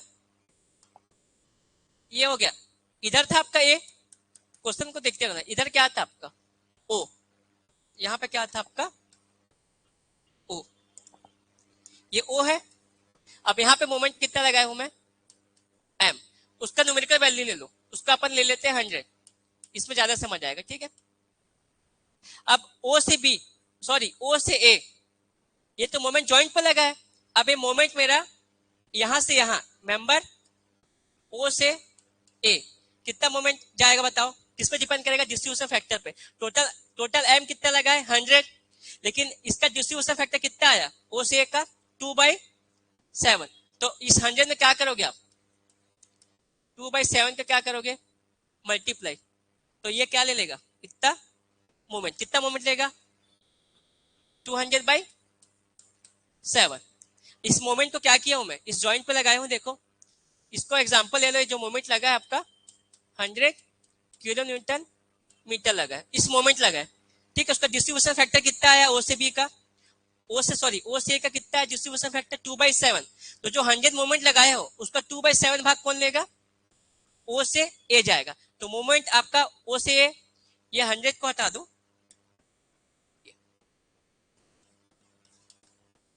ये आपका मोमेंट हो गया ओ से ए, कितना जाएगा? 200/7। यहां से देखो क्वेश्चन आता है, यहाँ पे मोमेंट कितना आ रहा है? इस मेंबर पे कितना आ गया? 200/7। यहाँ पे मोमेंट ये लगा है इसका। अब देखो अब मोमेंट यहाँ पे आया है, ये नियर एंड हो गया, ये क्या हो गया? Far and. फार एंड क्या है? फिक्स। तो कितना मोमेंट कैरी करता है? कल पढ़े थे ना, अगर फार एंड फिक्स है तो कितना मोमेंट कैरी करता है? मोमेंट कितना कैरी करता है? कल पढ़े ना। यहाँ पे मोमेंट कितना है? इतना। फार एंड फिक्स है, कितना कैरी करेगा? m/2। तो 200/7 है, तो क्या हो जाएगा? /2 कर दोगे। और यहाँ पे कैसा है? क्लॉकवाइज। यहाँ पे कैसा आएगा? फिर क्या एंटी क्लॉकवाइज बोल रहे हो? क्या आएगा? क्लॉकवाइज। यहाँ पे m है तो यहाँ क्या होता है? ये जो ओ में मोमेंट आया क्या हो जाएगा? 2। तो 200 क्या हो जाएगा? 7 × 2। तो 100 क्या आएगा? 7। आप लोग साइन कैसे गलत बोलते हो? पढ़ते नहीं क्या घर में? उल्टा। अब डायग्राम इसलिए बोला रटोगे तो जाओगे, रटोगे तो पक्का जाओगे। कल मैं आपको इधर से बताया था, अभी इधर से दिया। क्वेश्चन कैसे भी दे सकता है, अब रटोगे तो आप लोग को भूल जाओगे। इतना अच्छा से बताया, आप लोग कैसे भूल जाते हो? साइन क्यों गलत बोलते हो? गलत साइन मत बोलो, एग्जाम में गलत हो जाएगा। देखो फारिन क्या है? फिक्स। यहाँ पे मैं क्या लगाया? एक मोमेंट, मान लो मोमेंट m लगाया, तो कैसे डिफ्लेक्ट होगा ये तो पता है ना। अब देखते जाओ, ये लास्ट बार बता रहा हूं आप लोग को, ठीक है। अब ये ऐसे डिफ्लेक्ट होगा, किसी को डाउट है क्या? मोमेंट कैसा लगाए हो? क्लॉकवाइज। तो रोटेशन भी कैसा आएगा? क्लॉकवाइज। यहाँ पे मोमेंट m लगा है, फारिन क्या है? फिक्स। अभी मैं थीटा को 1 नहीं किया हूं, थीटा को 1 करूंगा तो क्या बन जाएगा? स्टिफनेस। तो कितना हो जाएगा? 4EI/L। थीटा भी सेम है, यहाँ पे m अप्लाई किया, मोमेंट m। फारिन फिक्स है तो कितना मोमेंट कैरी करेगा? m/2। हाफ जाता है, फिक्स रहता है तो। और साइन कैसा होगा? देखो ये आप क्या किए हो? अप्लाई किए हो, तो उसको अप्लाई मोमेंट बोलेंगे। लेकिन फिक्स सपोर्ट मोमेंट को क्या करेगा? रजिस्ट करेगा, उसको क्या बोलेंगे? Resisting moment. कितना करेगा? जस्ट इसका हाफ। लेकिन कैसे करेगा? देखो ये इसको ऐसे घुमाया, अब देखो यहाँ ये रोटेशन यहाँ पे कैसा आया? एक कैसे घूमने की कोशिश कर रहा है? कैसा? Anti clockwise. लेकिन फिक्स सपोर्ट रोटेशन आने देगा क्या? उसको रोकेगा। तो रजिस्टिंग मोमेंट हमेशा अपोजिट होता है रोटेशन के। तो ये कैसे कैसे मुड़ने की कोशिश कर रहा है? देखो एंटी क्लॉकवाइज। फिक्स सपोर्ट क्या करेगा? मोमेंट इसको रोकेगा, इसका अपोजिट। कैसा मोमेंट आएगा? क्लॉकवाइज। ये थीटा कैसे घूमने की कोशिश कर रहा है? थीटा को देखो ऐसे घूमने की कोशिश कर रहा है, लेकिन फिक्स सपोर्ट बचाएगा। कैसे बचाएगा? क्लॉकवाइज। इसको रोकेगा ना, इसको काउंटर करेगा। कैसे करेगा? ये इधर मुड़ने की कोशिश कर रहा है, तो मोमेंट कैसा आएगा? क्लॉकवाइज। तो कितना आएगा? m/2। इसी को क्या बोलते हैं? Carry over moment. तो फिक्स के केस में हमेशा याद रखना जिस साइड पे मोमेंट अप्लाई किए हो उसी साइड पे हाफ कैरी करता है, और हिंज रहेगा तो कितना कैरी वन मोमेंट आएगा, 0। हिंज सपोर्ट पे मोमेंट आता है क्या, तो हिंज सपोर्ट कितना कैरी करेगा, 0। रजिस्टिंग मोमेंट क्या होगा, 0। अप्लाई कर सकते हो बाहर से, उसको घुमा सकते हो, लेकिन रजिस्टिंग मोमेंट क्या होगा, 0। तो ये आपका अप्लाई मोमेंट हुआ, इसको आप लगाए हो, और ये आपका क्या हुआ, रजिस्टिंग मोमेंट हुआ। ठीक है, ये कर अपन पढ़ चुके थे ऑलरेडी, आप निकालोगे क्योंकि क्वेश्चन आता है आपके एग्जाम में। ठीक है, तो डिस्ट्रीब्यूशन फैक्टर निकाल लोगे। कैसे निकालते हैं डिस्ट्रीब्यूशन फैक्टर, के अपॉन समेशन ऑफ के। एक क्वेश्चन दे रहा हूं बताना, ठीक है, क्योंकि यहां से क्वेश्चन आपका आता है। किसका बनाओगे,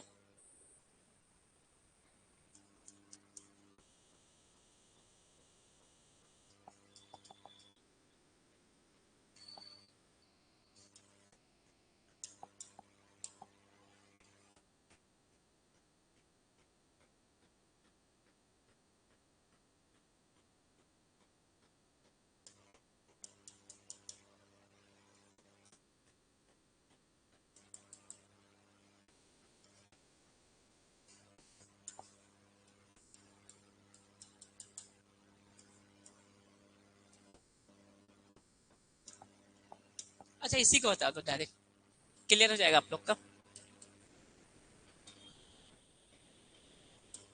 ठीक है, अब मेरे से पूछेगा अच्छा ये बता सकते हो जॉइंट में कितना होता है, इस पॉइंट को लिखो। जो डिस्ट्रीब्यूशन फैक्टर है सभी जॉइंट में कितना होगा, हर एक जॉइंट में कितना होगा, 1। क्वेश्चन पूछता है डिस्ट्रीब्यूशन फैक्टर हर एक जॉइंट के कितना होता है, 1। अब देखो पिछला देखो, इस जॉइंट में कितना मेंबर है, हर एक जॉइंट में आपका डिस्ट्रीब्यूशन फैक्टर कितना होता है, 1। बहुत ज्यादा इंपॉर्टेंट क्वेश्चन है आपका, भी सीएससी में भी आया था, देखना डिस्ट्रीब्यूशन फैक्टर कितना होता है, 1। कैसे 1 होता है डिस्ट्रीब्यूशन फैक्टर 1, सभी का आप निकालोगे डिस्ट्रीब्यूशन फैक्टर, लास्ट में ऐड करोगे हमेशा क्या आने वाला है आपका, 1 आने वाला। अभी आप लोग इसको लिख लो, अभी आप प्रूव करेंगे कैसे 1 आएगा। ठीक है, तो इसको क्या नोट करके क्या लिखोगे, यहाँ पे लिखो डिस्ट्रीब्यूशन फैक्टर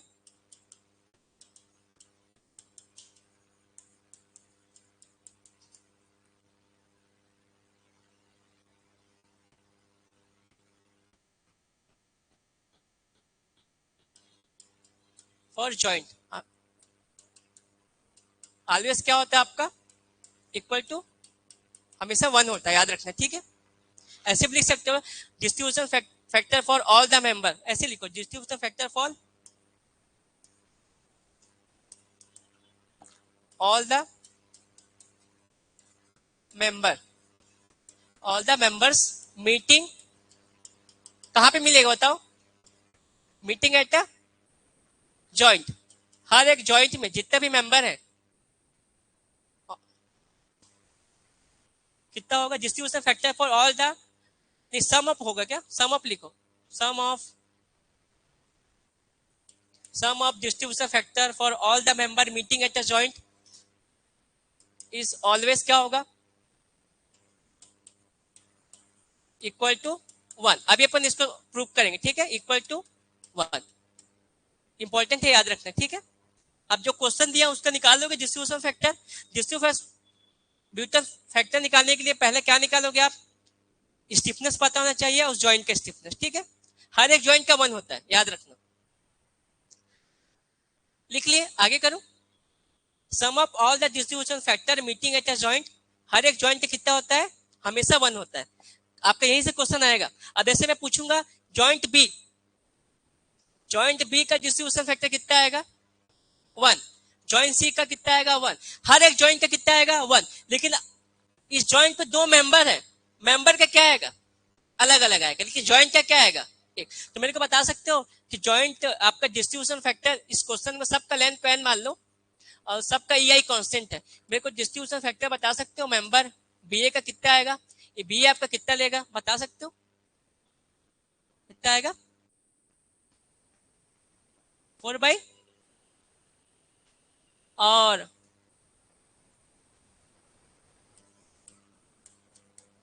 बी ए सबका निकाल दो, क्लियर हो जाएगा। बी सी ये बताओ कितना होगा, फिर इस जॉइंट का डिस्ट्रीब्यूशन फैक्टर फॉर सी से बी, सी बी, फिर डिस्ट्रीब्यूशन फैक्टर सी से डी।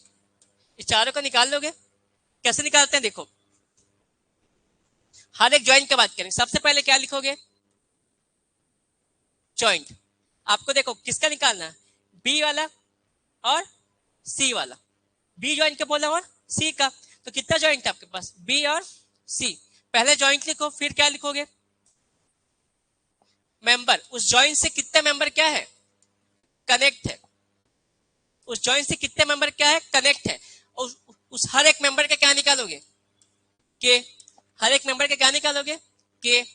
फिर उस ज्वाइंट का क्या निकालोगे, समेशन ऑफ के, जिसको क्या बोलते हैं, रिलेटिव स्टिफनेस। तो समेशन ऑफ क्या निकालोगे, के। ये निकल गया। फिर आपका डिस्ट्रीब्यूशन फैक्टर निकल जाएगा। क्या होता है देखो, यहां से क्वेश्चन आता है, इसको अच्छा से समझना, यहीं से क्वेश्चन बनता है एग्जाम में, ठीक है। ये यही होता है। चलो निकालो। देखो ज्वाइंट बी, पहले ज्वाइंट बी लिए। बी ज्वाइंट में कितने मेंबर है, कितने मेंबर है, दो। बी ज्वाइंट में दो मेंबर है, बी से ए, बी से सी, दो मेंबर है। तो पहले मेंबर लिखो, बी से ए, बी से सी। इस ज्वाइंट में कितने मेंबर है, दो, सी से बी और सी से डी। यही है, चारों मेंबर लिखे। अब हर एक मेंबर के स्टिफनेस बताओ, बता दोगे। बी ए, बी वाला नियर हो गया, ए वाला क्या हो गया, फार। फार क्या है, फिक्स। अभी इस ज्वाइंट पे खड़ा हूं मैं, इस ज्वाइंट से मेरे को ए में देख रहा हूं, क्या है, फार इंच, फिक्स। कितना आएगा। अब बी से मैं कहां देख रहा हूं, सी। इसके आगे क्या है, फ्री एंड है, तो जैसा सपोर्ट है वैसे लेके चलेंगे। तो रोलर का भी क्या होता है, 3 EI/L। इस ज्वाइंट में दो ही मेंबर थे। अब इस ज्वाइंट में जो मेंबर है उसका सम कर तो समेशन ऑफ के आ जाएगा। अब दोनों को सम करोगे तो समेशन ऑफ के कितना आएगा। मेरे को हर एक ज्वाइंट पे मन होता है ना, इस ज्वाइंट पे दो ही मेंबर है, बी और बीसी। बी ए का क्या होगा, फार इंच फिक्स, बीसी का फार इंच हिंज। रोलर कितना आएगा, 3I/L।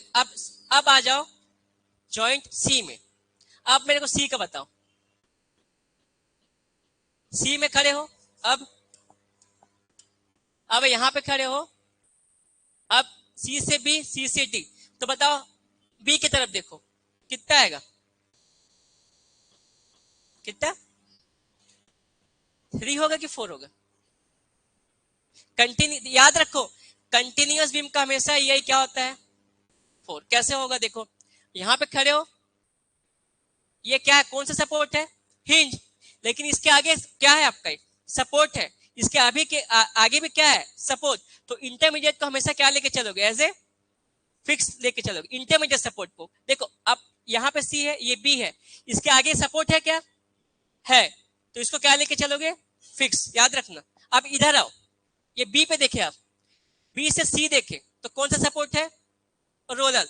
इसके आगे मेंबर है लेकिन कोई सपोर्ट है क्या, नहीं, तो इसीलिए मैं क्या लेके चला, 3A/L। अगर मान लो यहाँ पे कोई भी सपोर्ट होता तो अब देखो, अब सी कैसा हो जाता, कंटिन्यूअस हो जाता, इंटरमीडिएट हो जाता। इसके आगे भी क्या है, सपोर्ट है। जब इसके आगे भी सपोर्ट है तो इसको क्या लेके चलता मैं, फिक्स। तो क्या हो जाता है, 4EI/L। अभी आगे क्या था, यहाँ पे कुछ था क्या, नहीं था, वो फ्री एंड था, वो आपका सिर्फ मेंबर था। तो क्या लेके चला, 3EI/L। अब सी पे खड़े हो, ये बी है, इसके आगे मेंबर में भी क्या है, सपोर्ट है, तो इसको कैसे लेके चलोगे, इंटरमीडिएट सपोर्ट। अब इंटरमीडिएट सपोर्ट को कैसे लेके चलोगे, एज ए फिक्स। तो कितना हो जाएगा, 4EI/L। क्या हो जाएगा, 4EI/L।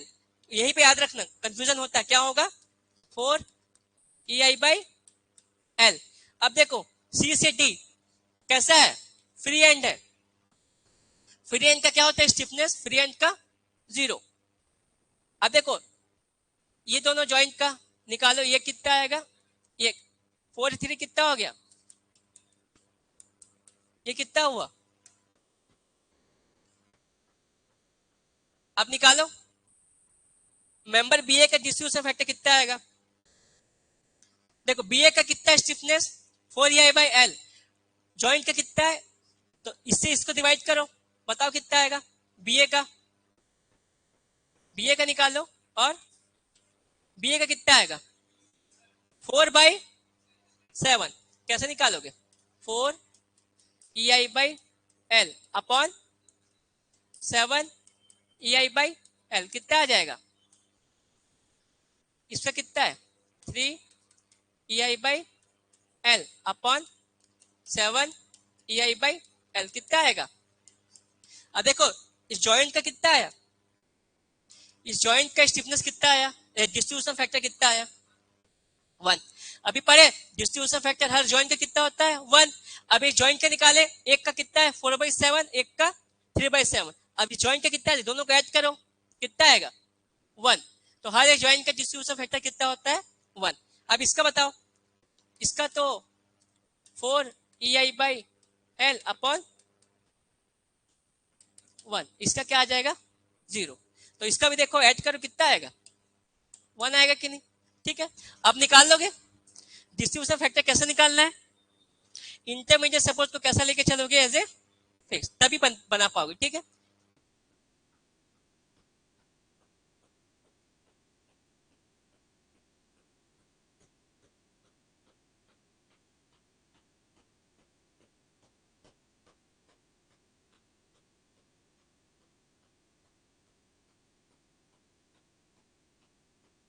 डिस्ट्रीब्यूशन फैक्टर निकाल लोगे तो क्वेश्चन बनाओगे। ठीक है, क्वेश्चन दे रहा हूं बनाना, ठीक है।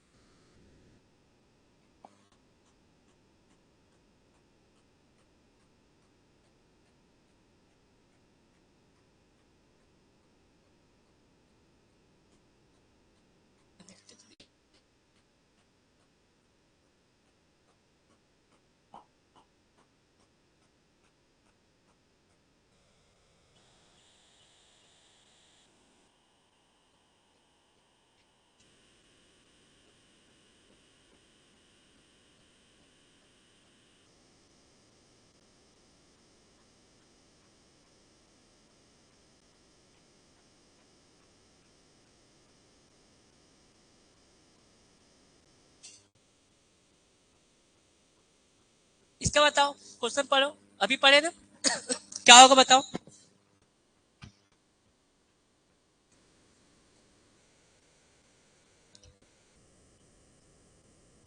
पढ़ो, the moment required to rotate near end, near में ही तो मोमेंट लगाते हैं, चाहिए था near end of a prismatic beam. Prismatic मतलब क्या होता है, कल बताया था। Through the length cross section क्या होता है सेम। थ्रो यूनिट एंगल बोल रहा है, एंगल मतलब यूनिट रोटेशन बात कर रहा है, तो किसका बात कर रहा है स्टिफनेस का। तो फारिन क्या रहेगा आपका, अच्छा इसका मीनिंग समझो क्या लिखा है। अच्छा फारिन फिक्स बोल दिया, फारिन फिक्स रहेगा तो क्या आएगा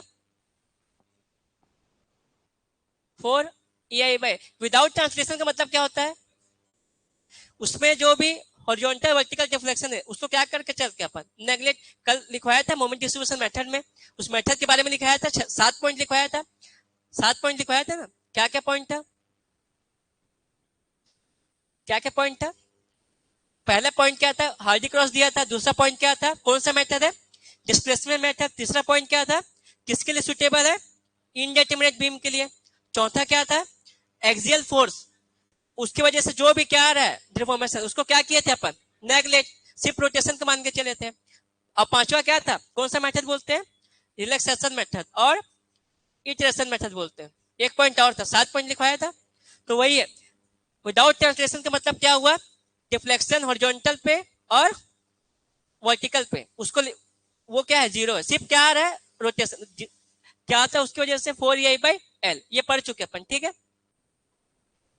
नेक्स्ट बताओ सेकंड क्वेश्चन, ये पढ़ो। आपका किसके लिए है, थ्रस्ट के लिए कि रिजिड के लिए, पहले बताओ। दो टाइप का स्ट्रक्चर होता है, एक पिन जॉइंट है, दूसरा रिजिड जॉइंट है। किसके लिए था ये रिजिड, और रिजिड में किसके लिए 2D के लिए, किसके लिए 2D। तो 2D को क्या बोलते हैं प्लेन, और 3D को क्या बोलते हैं स्पेस।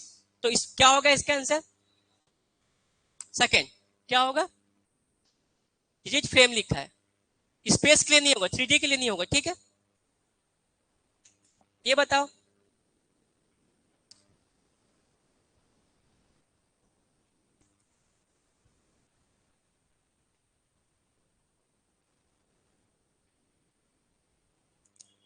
डिस्ट्रीब्यूशन फैक्टर में कंफ्यूज मत होना, क्या बोल रहा है पढ़ो।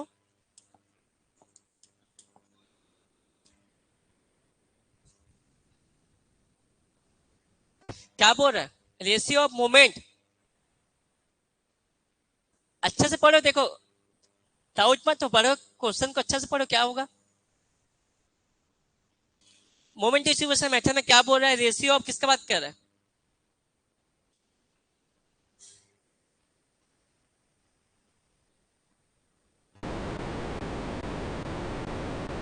जॉइंट पे बोल रहा है, जो मोमेंट लगा है और जो शेयर कर रहा है उसको क्या बोलते हैं, डिस्ट्रीब्यूशन फैक्टर।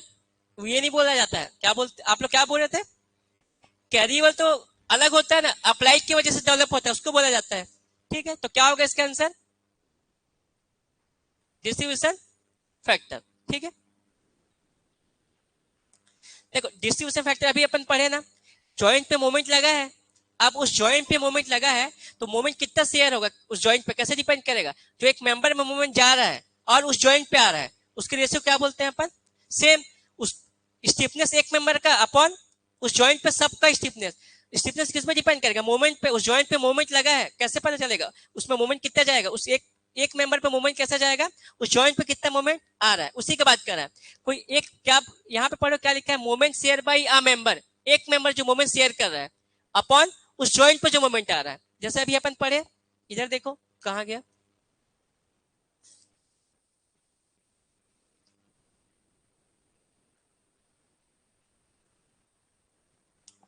ये था क्या, ये वाला, इस जॉइंट पे क्या लगा देखो, एक जॉइंट पे मोमेंट लगा, कितना लगाया था, इतना। अब क्वेश्चन में क्या बोल रहा है, moment share by a member, एक मेंबर मोमेंट कितना शेयर करेगा, ठीक है। और कंपेयर टू जॉइंट में क्या बोलेंगे, डिस्ट्रीब्यूशन फैक्टर, वही तो निकाले ना अपन, मोमेंट जॉइंट पे जो चारों मेंबर है, चारों में मोमेंट को क्या करना है, डिस्ट्रीब्यूट करना है, इस पर डिपेंड करेगा आपका डिस्ट्रीब्यूशन फैक्टर पे, कि कौन सा मेंबर कितना मोमेंट लेगा, वही बता रहा है कि एक मेंबर कितना मोमेंट शेयर करेगा उस जॉइंट के कंपेयर में, तो उसको क्या बोलते हैं अपन, डिस्ट्रीब्यूशन फैक्टर, ठीक है।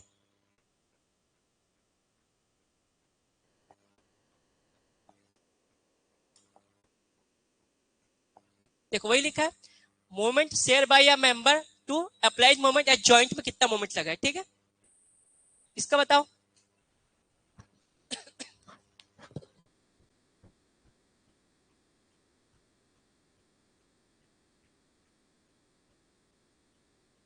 सबका क्या बोल रहा है, सेम लेंथ बोल रहा है, सेम स्टिफनेस बोल रहा है, अगर सेम सपोर्ट बोल देता तो आप निकाल लेते, 3 into 4, 4 into 3, 4 into 4, 16 बोल देते, लेकिन सबका जॉइंट क्या है, सबका सपोर्ट अलग है। अगर यहाँ पे जैसे बोला है सेम लेंथ बोला है, सेम EI बोला है, अगर सेम सपोर्ट बोलता तो जितना सपोर्ट है फिक्स, मान लो सेम फिक्स सपोर्ट बोलता तो 4 into 4 16 हो जाता है, लेकिन सपोर्ट अलग बोला है, OA का क्या बोला है, 2 एंड फिक्स है, B हिंज है, D क्या है, फ्री है, कितना आएगा, ऐसे बता सकते हो, 2 फिक्स है तो 4 4 8, एक हिंज है 8 3 11, लास्ट वाला फ्री है तो 0, तो कितना हो जाएगा 11 EI/L, बताना पड़ेगा कि बना लोगे, क्या बोला है पढ़ो, यहाँ पे बन जाएगा सबसे। जॉइंट ओ को क्या बोल रहा है, रिजिड, वहां से 4 मेंबर गया, देखो अभी जो पढ़े वही क्वेश्चन है, इसको जॉइंट मान लो ओ, जॉइंट ओ पे 4 मेंबर है, सपोर्ट ए और सी क्या बोला, फिक्स, तो अपने से ले लो, एक भी किसी को भी ले लो आप, support end A and C are fix, मान लो आप इसको ए ले लो, इसको बी ले लो, इसको सी ले लो, इसको डी ले लो, तो ए को क्या बोल रहा है, फिक्स, सी को क्या बोल रहा है, फिक्स, और कितना है फिर, बी को हिंज बोल रहा है, इसको क्या ले लो, हिंज, डी को फ्री बोल रहा है, देखो 4 4 3 कितना आ गया अभी पढ़े, स्टिफनेस वो का सब का ऐड कर दो, ओ ए प्लस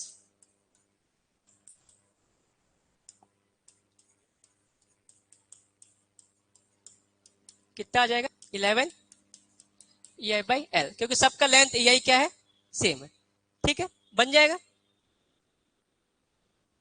इसको बताओ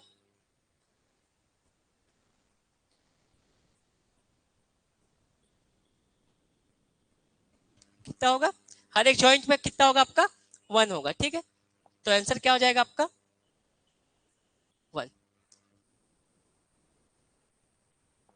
इसको बताओ। अच्छा ये तो कल कल चुके हैं, कल मैं आपको केस में लिखवा चुका हूँ, ये कल अपन पढ़े थे ना कैरी और फैक्टर, तो मैं हिंस के भी बताया था डायरेक्ट शॉर्टकट। अगर देखो ये फिक्स है, कैरी और फैक्टर कितना आएगा पूछ रहे हैं, तो फिक्स पे ही आएगा, तो यहाँ पे कैरी और फैक्टर कितना आएगा, तो कैरी और मोमेंट पहले निकालोगे, यहाँ पे कितना कैरी और मोमेंट आएगा, वहां से क्या निकालोगे कैरी और फैक्टर। उसको निकालने के लिए क्या करना पड़ेगा, इस एंड पे मोमेंट लगाना पड़ेगा, तो कैसे भी लगाओ क्लॉकवाइज लगाओ चाहे एंटी क्लॉकवाइज लगाओ, ये मैं क्या लगाया क्लॉकवाइज। अभी पढ़े थे मोमेंट कल बताया था कितना आएगा बताओ, यहाँ पे कैरी और मोमेंट कितना आएगा, कल इसका अपन वो किए थे, इसका लेंथ को क्या लिए, जहां पे मोमेंट अप्लाई की हो उस एंड को नियर इंच बोले थे, उस एंड से मेंबर के डिस्टेंस क्या लिए थे ए लिए थे, इसको क्या लिए थे बी, ए लिए थे ना, कंफ्यूज हो गए देखो, अगर उसको बी लोगे तो फॉर्मूला अलग हो जाएगा, इसलिए बोला क्वेश्चन को रटो मत, रटोगे तो गलत ही आने वाला है, क्योंकि कल जो क्वेश्चन कराया था इसका अपोजिट था कि नहीं, इस तरफ से था तो उसका लेंथ अलग था, अभी यहाँ से ए लिया था इसको बी लिया था, और कैरी और मोमेंट बताया था कितना आएगा, निकाल के भी दिखाए थे अपन, इसको निकाल के भी बताए थे कल, और इसका फॉर्मूला भी बताया था, क्या था बताओ, जो ये मोमेंट लगा है एम इंटू क्या बताए थे बी बाई ए, बी कितना है एल, ए कितना है एल, ये भी बताया था मैं, अगर जो इंटरनल हिंज लगा है दोनों सपोज से सेम डिस्टेंस पे है, तो जो यहाँ पे मोमेंट लगेगा वही क्या होगा यहाँ ट्रांसफर हो जाएगा, अगर यहाँ एम लगा है तो यहाँ भी क्या आएगा एम, मान लो इंटरनल हिंज नहीं रहता तो अब कितना हो जाता 1/2 हो जाता, इंटरनल हिंज में क्या होता है सेम ट्रांसफर होता है जब लेंथ क्या हो सेम हो इंटरनल हिंज के बीच का, ठीक है तो क्या हो जाएगा एम इंटू बी कितना है 1, ये भी 1 एम हो जाएगा, तो आपका कैरी ओवर फैक्टर क्या होता है carry over moment upon applied moment, applied moment, applied moment कितना अप्लाई किए हो एम, कितना कैरी ओवर मोमेंट आया एम, सेम आया, कैरी ओवर मोमेंट आपका एम आया और अप्लाई क्या किया था एम, तो कितना आ जाएगा 1, ठीक है। अगर ये इंटरनल हिंज नहीं होता तो यहाँ एम अप्लाई किया हो तो यहाँ कितना होता है m/2, इंटरनल हिंज की वजह से क्या आ रहा था m, ठीक है तो इसका आंसर क्या आएगा, यहाँ पे सेम m आएगा, कब आएगा जब दोनों का लेंथ क्या होगा, इंटरनल हिंज जब लगा है दोनों का लेंथ सेम होगा, मान लो ये लेंथ अलग हो गया, ये 12 हो गया यहां से, तब आपका अलग आएगा, तब आप a की जगह क्या रखोगे 2, b की जगह 1, तो m/2 आ जाएगा, ठीक है। ये सब कल चुके थे अपन, इसको बताओ सेम क्वेश्चन है, ये तो सेम क्वेश्चन है, ठीक है ये कर चुके अभी, इसको बताओ, क्वेश्चन को देख के लो डॉट को घबराना नहीं है, क्या पूछा है डिस्ट्रीब्यूशन फैक्टर, वो आपका सपोर्ट पे डिपेंड करता निकाल लोगे, ठीक है किसका पूछा है ये ईएस का क्वेश्चन है, किसका पूछा है देखो सीबी सीडी सीजी, मतलब वो जॉइंट सी का बात कर रहा है, इस जॉइंट पे कितना मेंबर, वो इस जॉइंट का बात कर रहा है, आपका सीबी का पूछा है सीडी का और सीजी सीजी का, तीनों का पूछा है, बताओ कितना आएगा निकाल लोगे,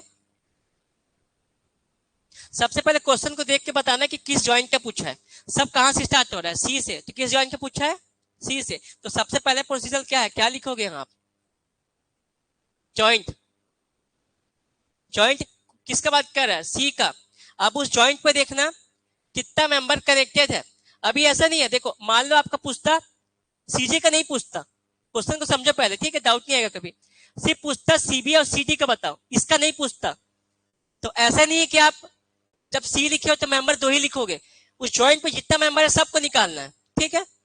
अब देखो इस ज्वाइंट पे कितना मेंबर है, सी में सी बी, सी जी और सी टी, वैसे निकालो। पहले क्या लिखा है आपका, सी बी, फिर सी डी, तीनों मेंबर लिख लिए।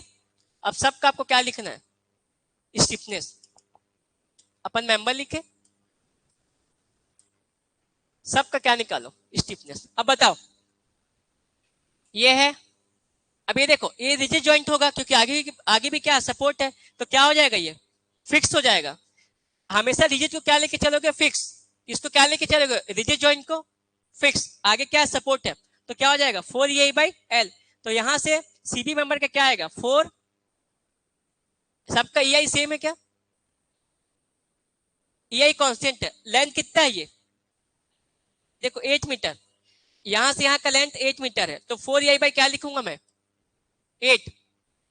अब सी से डी देखो फिक्स है 4EI/L, लेकिन L कितना है 4, तो क्या लिखूंगा 4EI/4। सी से जी देखो फिक्स है, तो लेंथ कितना है वर्टिकल का 7, तो क्या लिखूंगा 4 7, ठीक है। सबका इंडिविजुअल मेंबर का आ गया। अब इस जॉइंट का क्या निकालो, समेशन ऑफ के।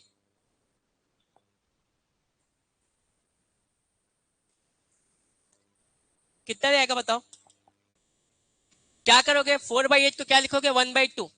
अच्छा सबका पहले सम करो, सम कितना आ रहा है, क्या लोगे 28, नहीं ये तो आपका EI हो जाएगा, कैंसिल हो गया, ये क्या हुआ EI/2, ये तो 4/7 ही रहेगा। सबको ऐड करो ना, 3/2 प्लस 3/2 प्लस 4/7 कितना आएगा, सॉरी 21 प्लस 8, 29 सॉरी उल्टा लिखा क्या, हाँ 29/14 EI। अब क्या करो सीबी का निकालो, कितना है EI/2, के अपॉन समेशन ऑफ के। तो EI/2 को इससे डिवाइड करो, तो जब 2 डिवाइड करोगे तो 28 हो जाएगा, तो क्या आ जाएगा कहीं तो गलत किए क्या, ये मैं गलत किया हूं क्या,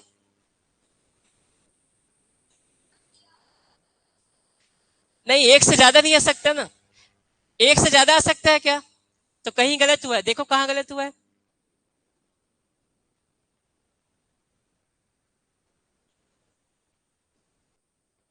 नहीं तो 1/2 प्लस 1 कितना होता है 3/2 तो होता है, इसलिए तो 3/2 लिखा, प्लस 4/,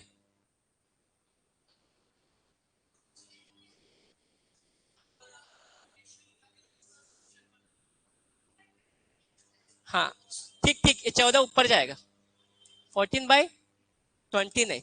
आपको ये निकालना ना डिस्ट्रीब्यूशन फैक्टर, तो इसको इससे डिवाइड करो कितना आएगा 14/29, इसको इससे डिवाइड करो कितना आएगा, हाँ ठीक ठीक ठीक, 2 बचा भी तो है 7/, ये कितना आएगा, हाँ अब ये कितना आएगा डिवाइड करो ना 14/, इनवर्स हो जाएगा ये कितना,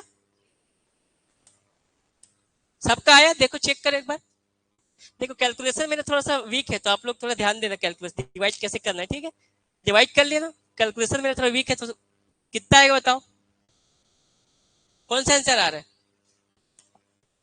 मैं लाइन से लिखा हूं सीबी सी डी सी जी, जैसे पूछा है तो वैसी लाइन से होगा, कौन सा आंसर होगा, बी आ रहा है, नहीं बी नहीं आ रहा है, बी आ रहा है क्या, ठीक है ये आ रहा है ना, सबका आ गया, निकाल लोगे ना, कैसे निकालना है, ठीक है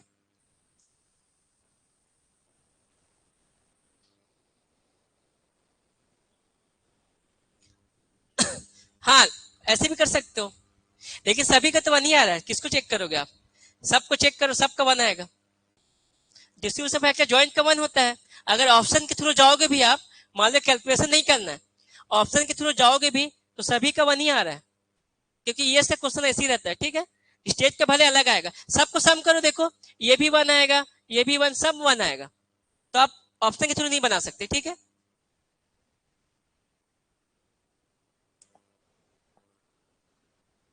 और कहां पे नहीं है, ये लास्ट में, लास्ट क्या करना है, ये तो डिवाइड करना है बस। के क्या होता है, ये लास्ट वाला डिस्ट्रीब्यूशन फैक्टर के अपॉन समेशन ऑफ के।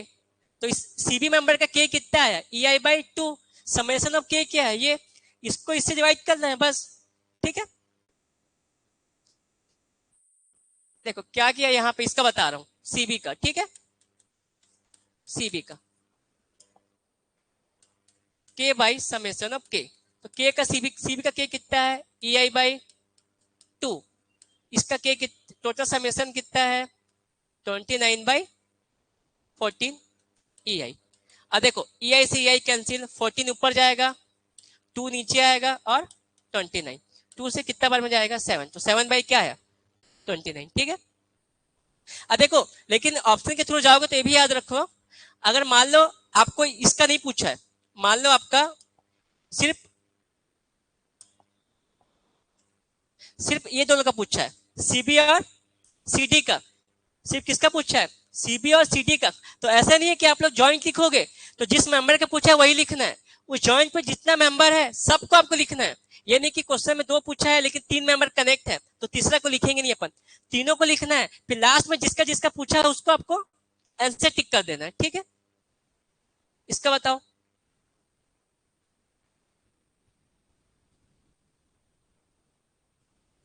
अब किसका पूछ रहा है बताओ, पहले बताओ कौन से ज्वाइंट का पूछ रहा है, ज्वाइंट बी लिख दिया, बी ज्वाइंट का पूछ रहा है।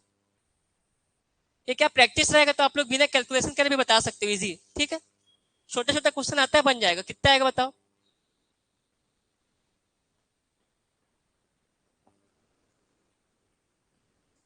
सबसे पहले क्या लिखे, जॉइंट, फिर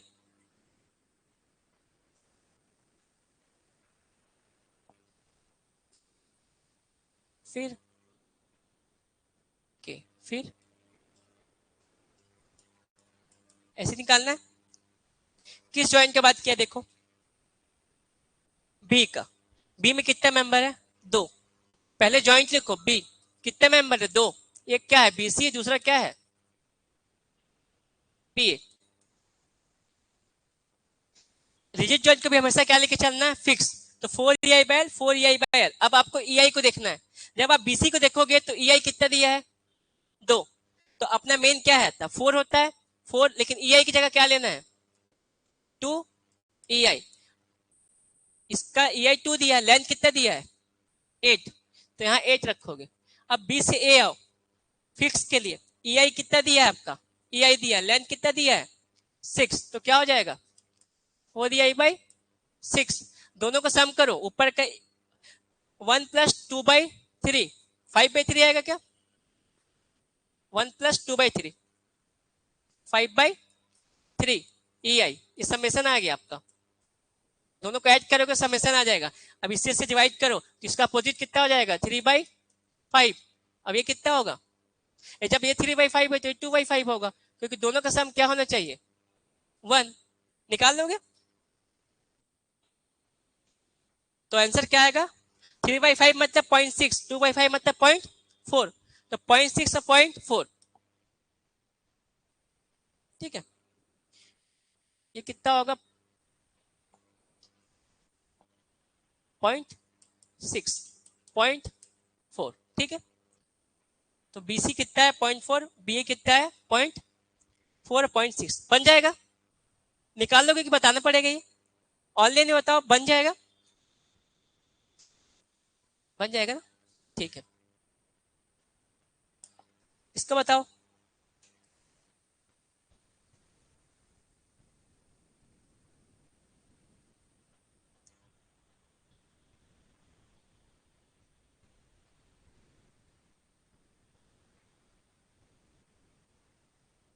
हाँ, क्या होगा, 4/3 होगा कि 3/4 होगा बताओ? 4/3। क्या बोल रहे हैं देखो, मोमेंट पहले रेशियो किसका बात कर रहा है? पहला में क्या बोल रहा है? फिक्स का बात कर रहा है, दूसरा में हिंज का। तो दोनों का क्या करो आप, रेशियो निकालो। स्टिफनेस का पूछ रहा है ना, moment required to produce per unit rotation, मतलब स्टिफनेस की बात कर रहा है, के फिक्स का बात कर रहा है, कितना होता है 4 EI/L अपॉन के हिंज का बात कर रहा है, कितना होता है 3, कितना आ जाएगा 4/3, EI/L कैंसिल हो जाएगा, ठीक है। तो आंसर क्या हो जाएगा? सी। इसका बताओ, कल कैरी और फैक्टर पढ़े थे ना, क्या होता है? कैरी और मोमेंट अपॉन अप्लाइड मोमेंट, या फिर कैरी और मोमेंट को और क्या बोलते हैं? Moment at far and upon moment at near end. Near पे जो अप्लाई कर रहे हो, फार पे जो डेवलप हो रहा है, ठीक है। क्या होगा आंसर?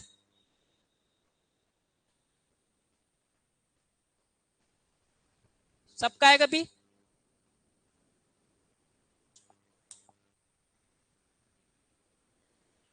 ये होगा, ठीक है।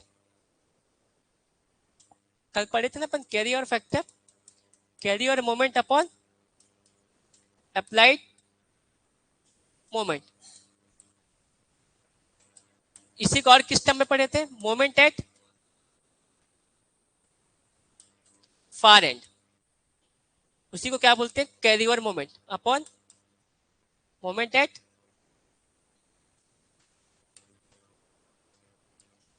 Near and. दोनों का मीनिंग सेम है, ठीक है। इसको बताओ, हाँ ये क्वेश्चन को बताओ।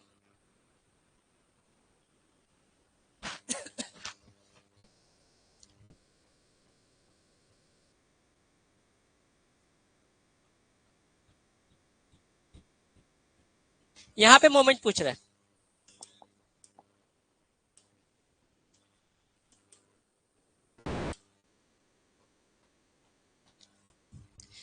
एकदम इजी है। सभी सपोर्ट सेम है क्या? अब फिक्स पे कुछ आएगा वो तो आपका मोमेंट ट्रांसफर कर दोगे, अपन पढ़े हो ना सॉम। कैंटिलीवर पोर्शन है, इस ये जो लोड लग रहा है, इसकी वजह से यहाँ पे जॉइंट पे मोमेंट कैसे ट्रांसफर होगा? Force into distance. फोर्स कितना है? P वर्टिकल, डिस्टेंस क्या लोगे? Horizontal L।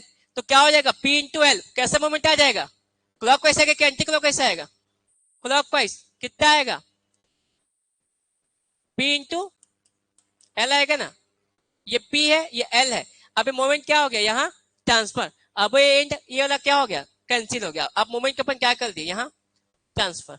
अब एक्सियल फोर्स यहाँ पे आएगा, लेकिन उस एक्सियल की वजह से डिफॉर्मेशन को क्या कर दिया अपन? नेगलेक्ट। कल अपन मोमेंट डिस्ट्रीब्यूशन का पार्ट पढ़े थे, ये वाला आपका मेंबर है, कौन सा फोर्स लगाओगे? ये आपका फिक्स कैंटिलीवर है। ये इस टाइप का पहले पता, फोर्स को क्या बोलते हैं? जो एक्सिस से फोर्स पार होता है, इसको फोर्स को क्या बोलते हैं? ये लोड को एक्सियल फोर्स। हमेशा कैसे बताया हूं, शॉर्टकट याद रखो। लेंथ का डायरेक्शन क्या है? हॉरिजॉन्टल। फोर्स का डायरेक्शन क्या है? हॉरिजॉन्टल, सेम डायरेक्शन पे है, तो उस टाइप के फोर्स को क्या बोलते हैं? एक्सियल। और अगर लेंथ का डायरेक्शन हॉरिजॉन्टल है, फोर्स क्या लग रहा है? वर्टिकल, इस टाइप के फोर्स को क्या बोलते हैं? ट्रांसवर्स लोड या फोर्स बोल सकते हो, या लोड या फोर्स, ठीक है। तो एक्सियल फोर्स लगा, जिसकी वजह से डिफॉर्मेशन आया, इसको क्या किए थे अपन? नेगलेक्ट। तो जो P है, ये वर्टिकल फोर्स यहाँ पे भी आएगा, लेकिन P को लेना है क्या आपको? नहीं लेना, सिर्फ मोमेंट की वजह से। तो मोमेंट यहाँ ट्रांसफर हुआ। अब बताओ, ये मेंबर कैंसिल हो गया, अब कितना बचा? 3। तीनों कैसा है? तीनों फिक्स है, और सबका लेंथ क्या है? सेम है। तो तीनों क्या लेंगे? इक्वल लेंगे कि नहीं? अगर सपोर्ट अलग होता तो आपको क्या निकालना पड़ता? Distribution factor. लेकिन अभी डायरेक्ट कैसे बता सकते हो? सबका लेंथ सेम है, EI सेम है, 3 सपोर्ट है, ये 2 फिक्स, इसका तो 0, इसका तो अपन इधर ले आए। तो जब तीनों क्या है? सेम सपोर्ट है, तो तीनों कितना लेंगे? 1/3, 1/3, 1/3। तो यहाँ पे टोटल मोमेंट कितना आ रहा है? M। तो सभी मेंबर में कितना जाएगा?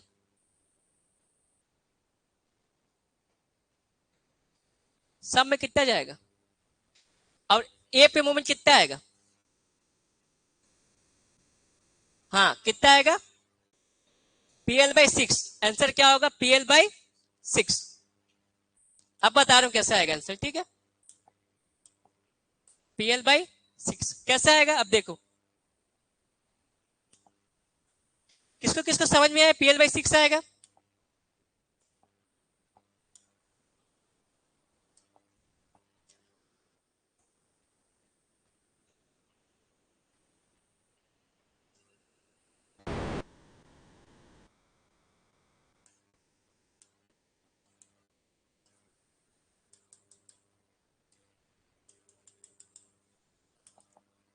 अब देखो, यहाँ का जो कैंटिलीवर पोर्शन है एक्स्ट्रा है, यहाँ पे कुछ सपोर्ट है क्या? नहीं है, कैंटिलीवर फ्री एंड है, फ्री एंड पे फोर्स कितना लगा है? P। लेंथ क्या है? L। अब क्या करो, इसको इस जॉइंट पे ट्रांसफर करो, तो क्या होगा? मोमेंट कैसा आएगा? Force into distance. तो कैसा आ रहा है यहाँ पे? देखो मोमेंट कैसा आ रहा है? क्लॉकवाइज। तो क्या आएगा? मोमेंट कितना आएगा? फोर्स इंटू डिस्टेंस कितना है यहाँ से यहाँ तक? L। तो ये अलग खत्म हो गया पोर्शन। अब फार एंड आपका फ्री है ना, फ्री पे फोर्स लगा है, मोमेंट आया। अब देखो तीनों फिक्स क्या है? आपका सपोर्ट फिक्स है, तो डायरेक्ट बोल सकते हैं 1/3 1/3 1/3। लेकिन अगर आपको निकालना है तो फिर क्या करो? डिस्ट्रीब्यूशन फैक्टर कैसे निकालते हैं बताया हूँ। इसको डी लिया है क्या? ये डी है, ये ए है, ये बी, ये DAB, इसको सी मान लो, सी, इसको डी। ये तो फ्री एंड है। अब देखो, जिसको डायरेक्ट समझ में बता सकता है 1/3 कैरी डिस्ट्रीब्यूशन फैक्टर तीनों में 1/3 जाएगा। जिसको नहीं है क्या करोगे? कैसे निकालते हैं? पहले क्या लोगे?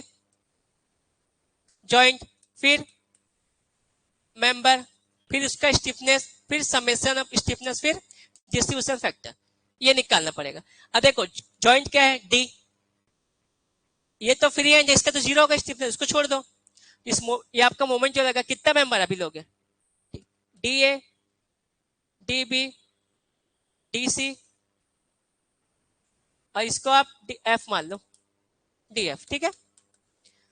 अब देखो फार एंड क्या है? फिक्स। कितना आएगा? ये तीनों का कितना आएगा? इसका जीरो आएगा, फ्री है फार एंड।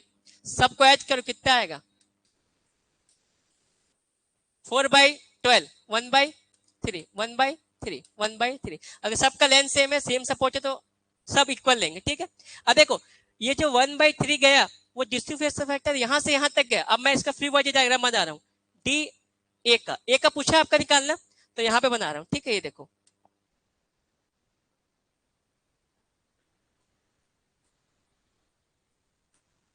अब यहाँ पे आपका मोमेंट, ये क्लॉकवाइज मोमेंट आ रहा है, P/L। लेकिन ये जो DA मेंबर है, इसका डिस्ट्रीब्यूशन फैक्टर कितना है? 1/3। टोटल मोमेंट कितना है? M। तो यहां से यहां कितना लगेगा क्लॉकवाइज? ये कितना आएगा? ये M/3। 3 क्यों आया? क्योंकि इसका डिस्ट्रीब्यूशन फैक्टर कितना निकाले अपन? ये मेंबर कितना मोमेंट लेगा किस पर डिपेंड करेगा? डिस्ट्रीब्यूशन फैक्टर पे। इसका डिस्ट्रीब्यूशन फैक्टर कितना है? 1/3। टोटल जॉइंट पे मोमेंट कितना लग रहा है? M। तो यहाँ पे जो मोमेंट अप्लाई होगा कितना होगा? M/3, 1/3 होगा। डिस्ट्रीब्यूशन फैक्टर से मल्टीप्लाई कर देना, जितना मोमेंट लग रहा है उस मोमेंट को डिस्ट्रीब्यूशन फैक्टर से मल्टीप्लाई कर देना, कितना आएगा? M/3। M कितना है? P/L। ये 3। यहां से यहां मोमेंट ट्रांसफर हो रहा है, यहाँ पे एक सपोर्ट आएगा, ये L। अब देखो यहाँ पे मोमेंट लग रहा है, तो कौन सा एंड हो गया? नियर। ये कौन सा एंड है? फार। यहाँ पे मोमेंट कितना लग रहा है? PL/3। तो उसका कैरीवर फैक्टर देखो कैसा मोमेंट है? क्लॉकवाइज। फार इन क्या है? फिक्स। बताया था सेम साइड में क्लॉकवाइज मोमेंट यहाँ पे कितना कैरी करेगा? M/2। तो यहाँ पे M कितना हो गया? PL/3, क्योंकि PL/3 का आधा क्या हो गया? PL/6। तो कितना आएगा आंसर आपका? बी, ठीक है? इस टाइप का क्वेश्चन बना लोगे मोमेंट को। पहले क्या करें, उस जॉइंट से हर एक मेंबर में मोमेंट को डिस्ट्रीब्यूट करना। किस पे डिपेंड करेगा? उसके डिस्ट्रीब्यूशन फैक्टर पे। यहाँ पे M है तो सभी का 1/3 है, तो सभी में कितना जाएगा? 1/3। अब यहाँ पे पूछा है तो कितना आ जाएगा? हाफ कैरी करेगा।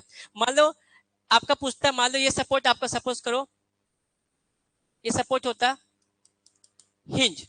अब कितना आता वहां मोमेंट? अब पूछता मोमेंट बताओ ए पे कितना आएगा? कितना आता?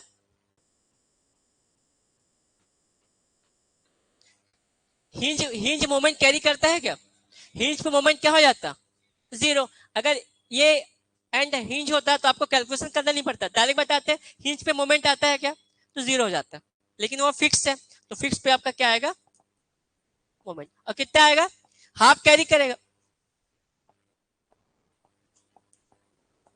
तो आंसर क्या हो गया आपका? PL/6। ठीक है, बना लोगे इस टाइप का क्वेश्चन? इसका बताओ।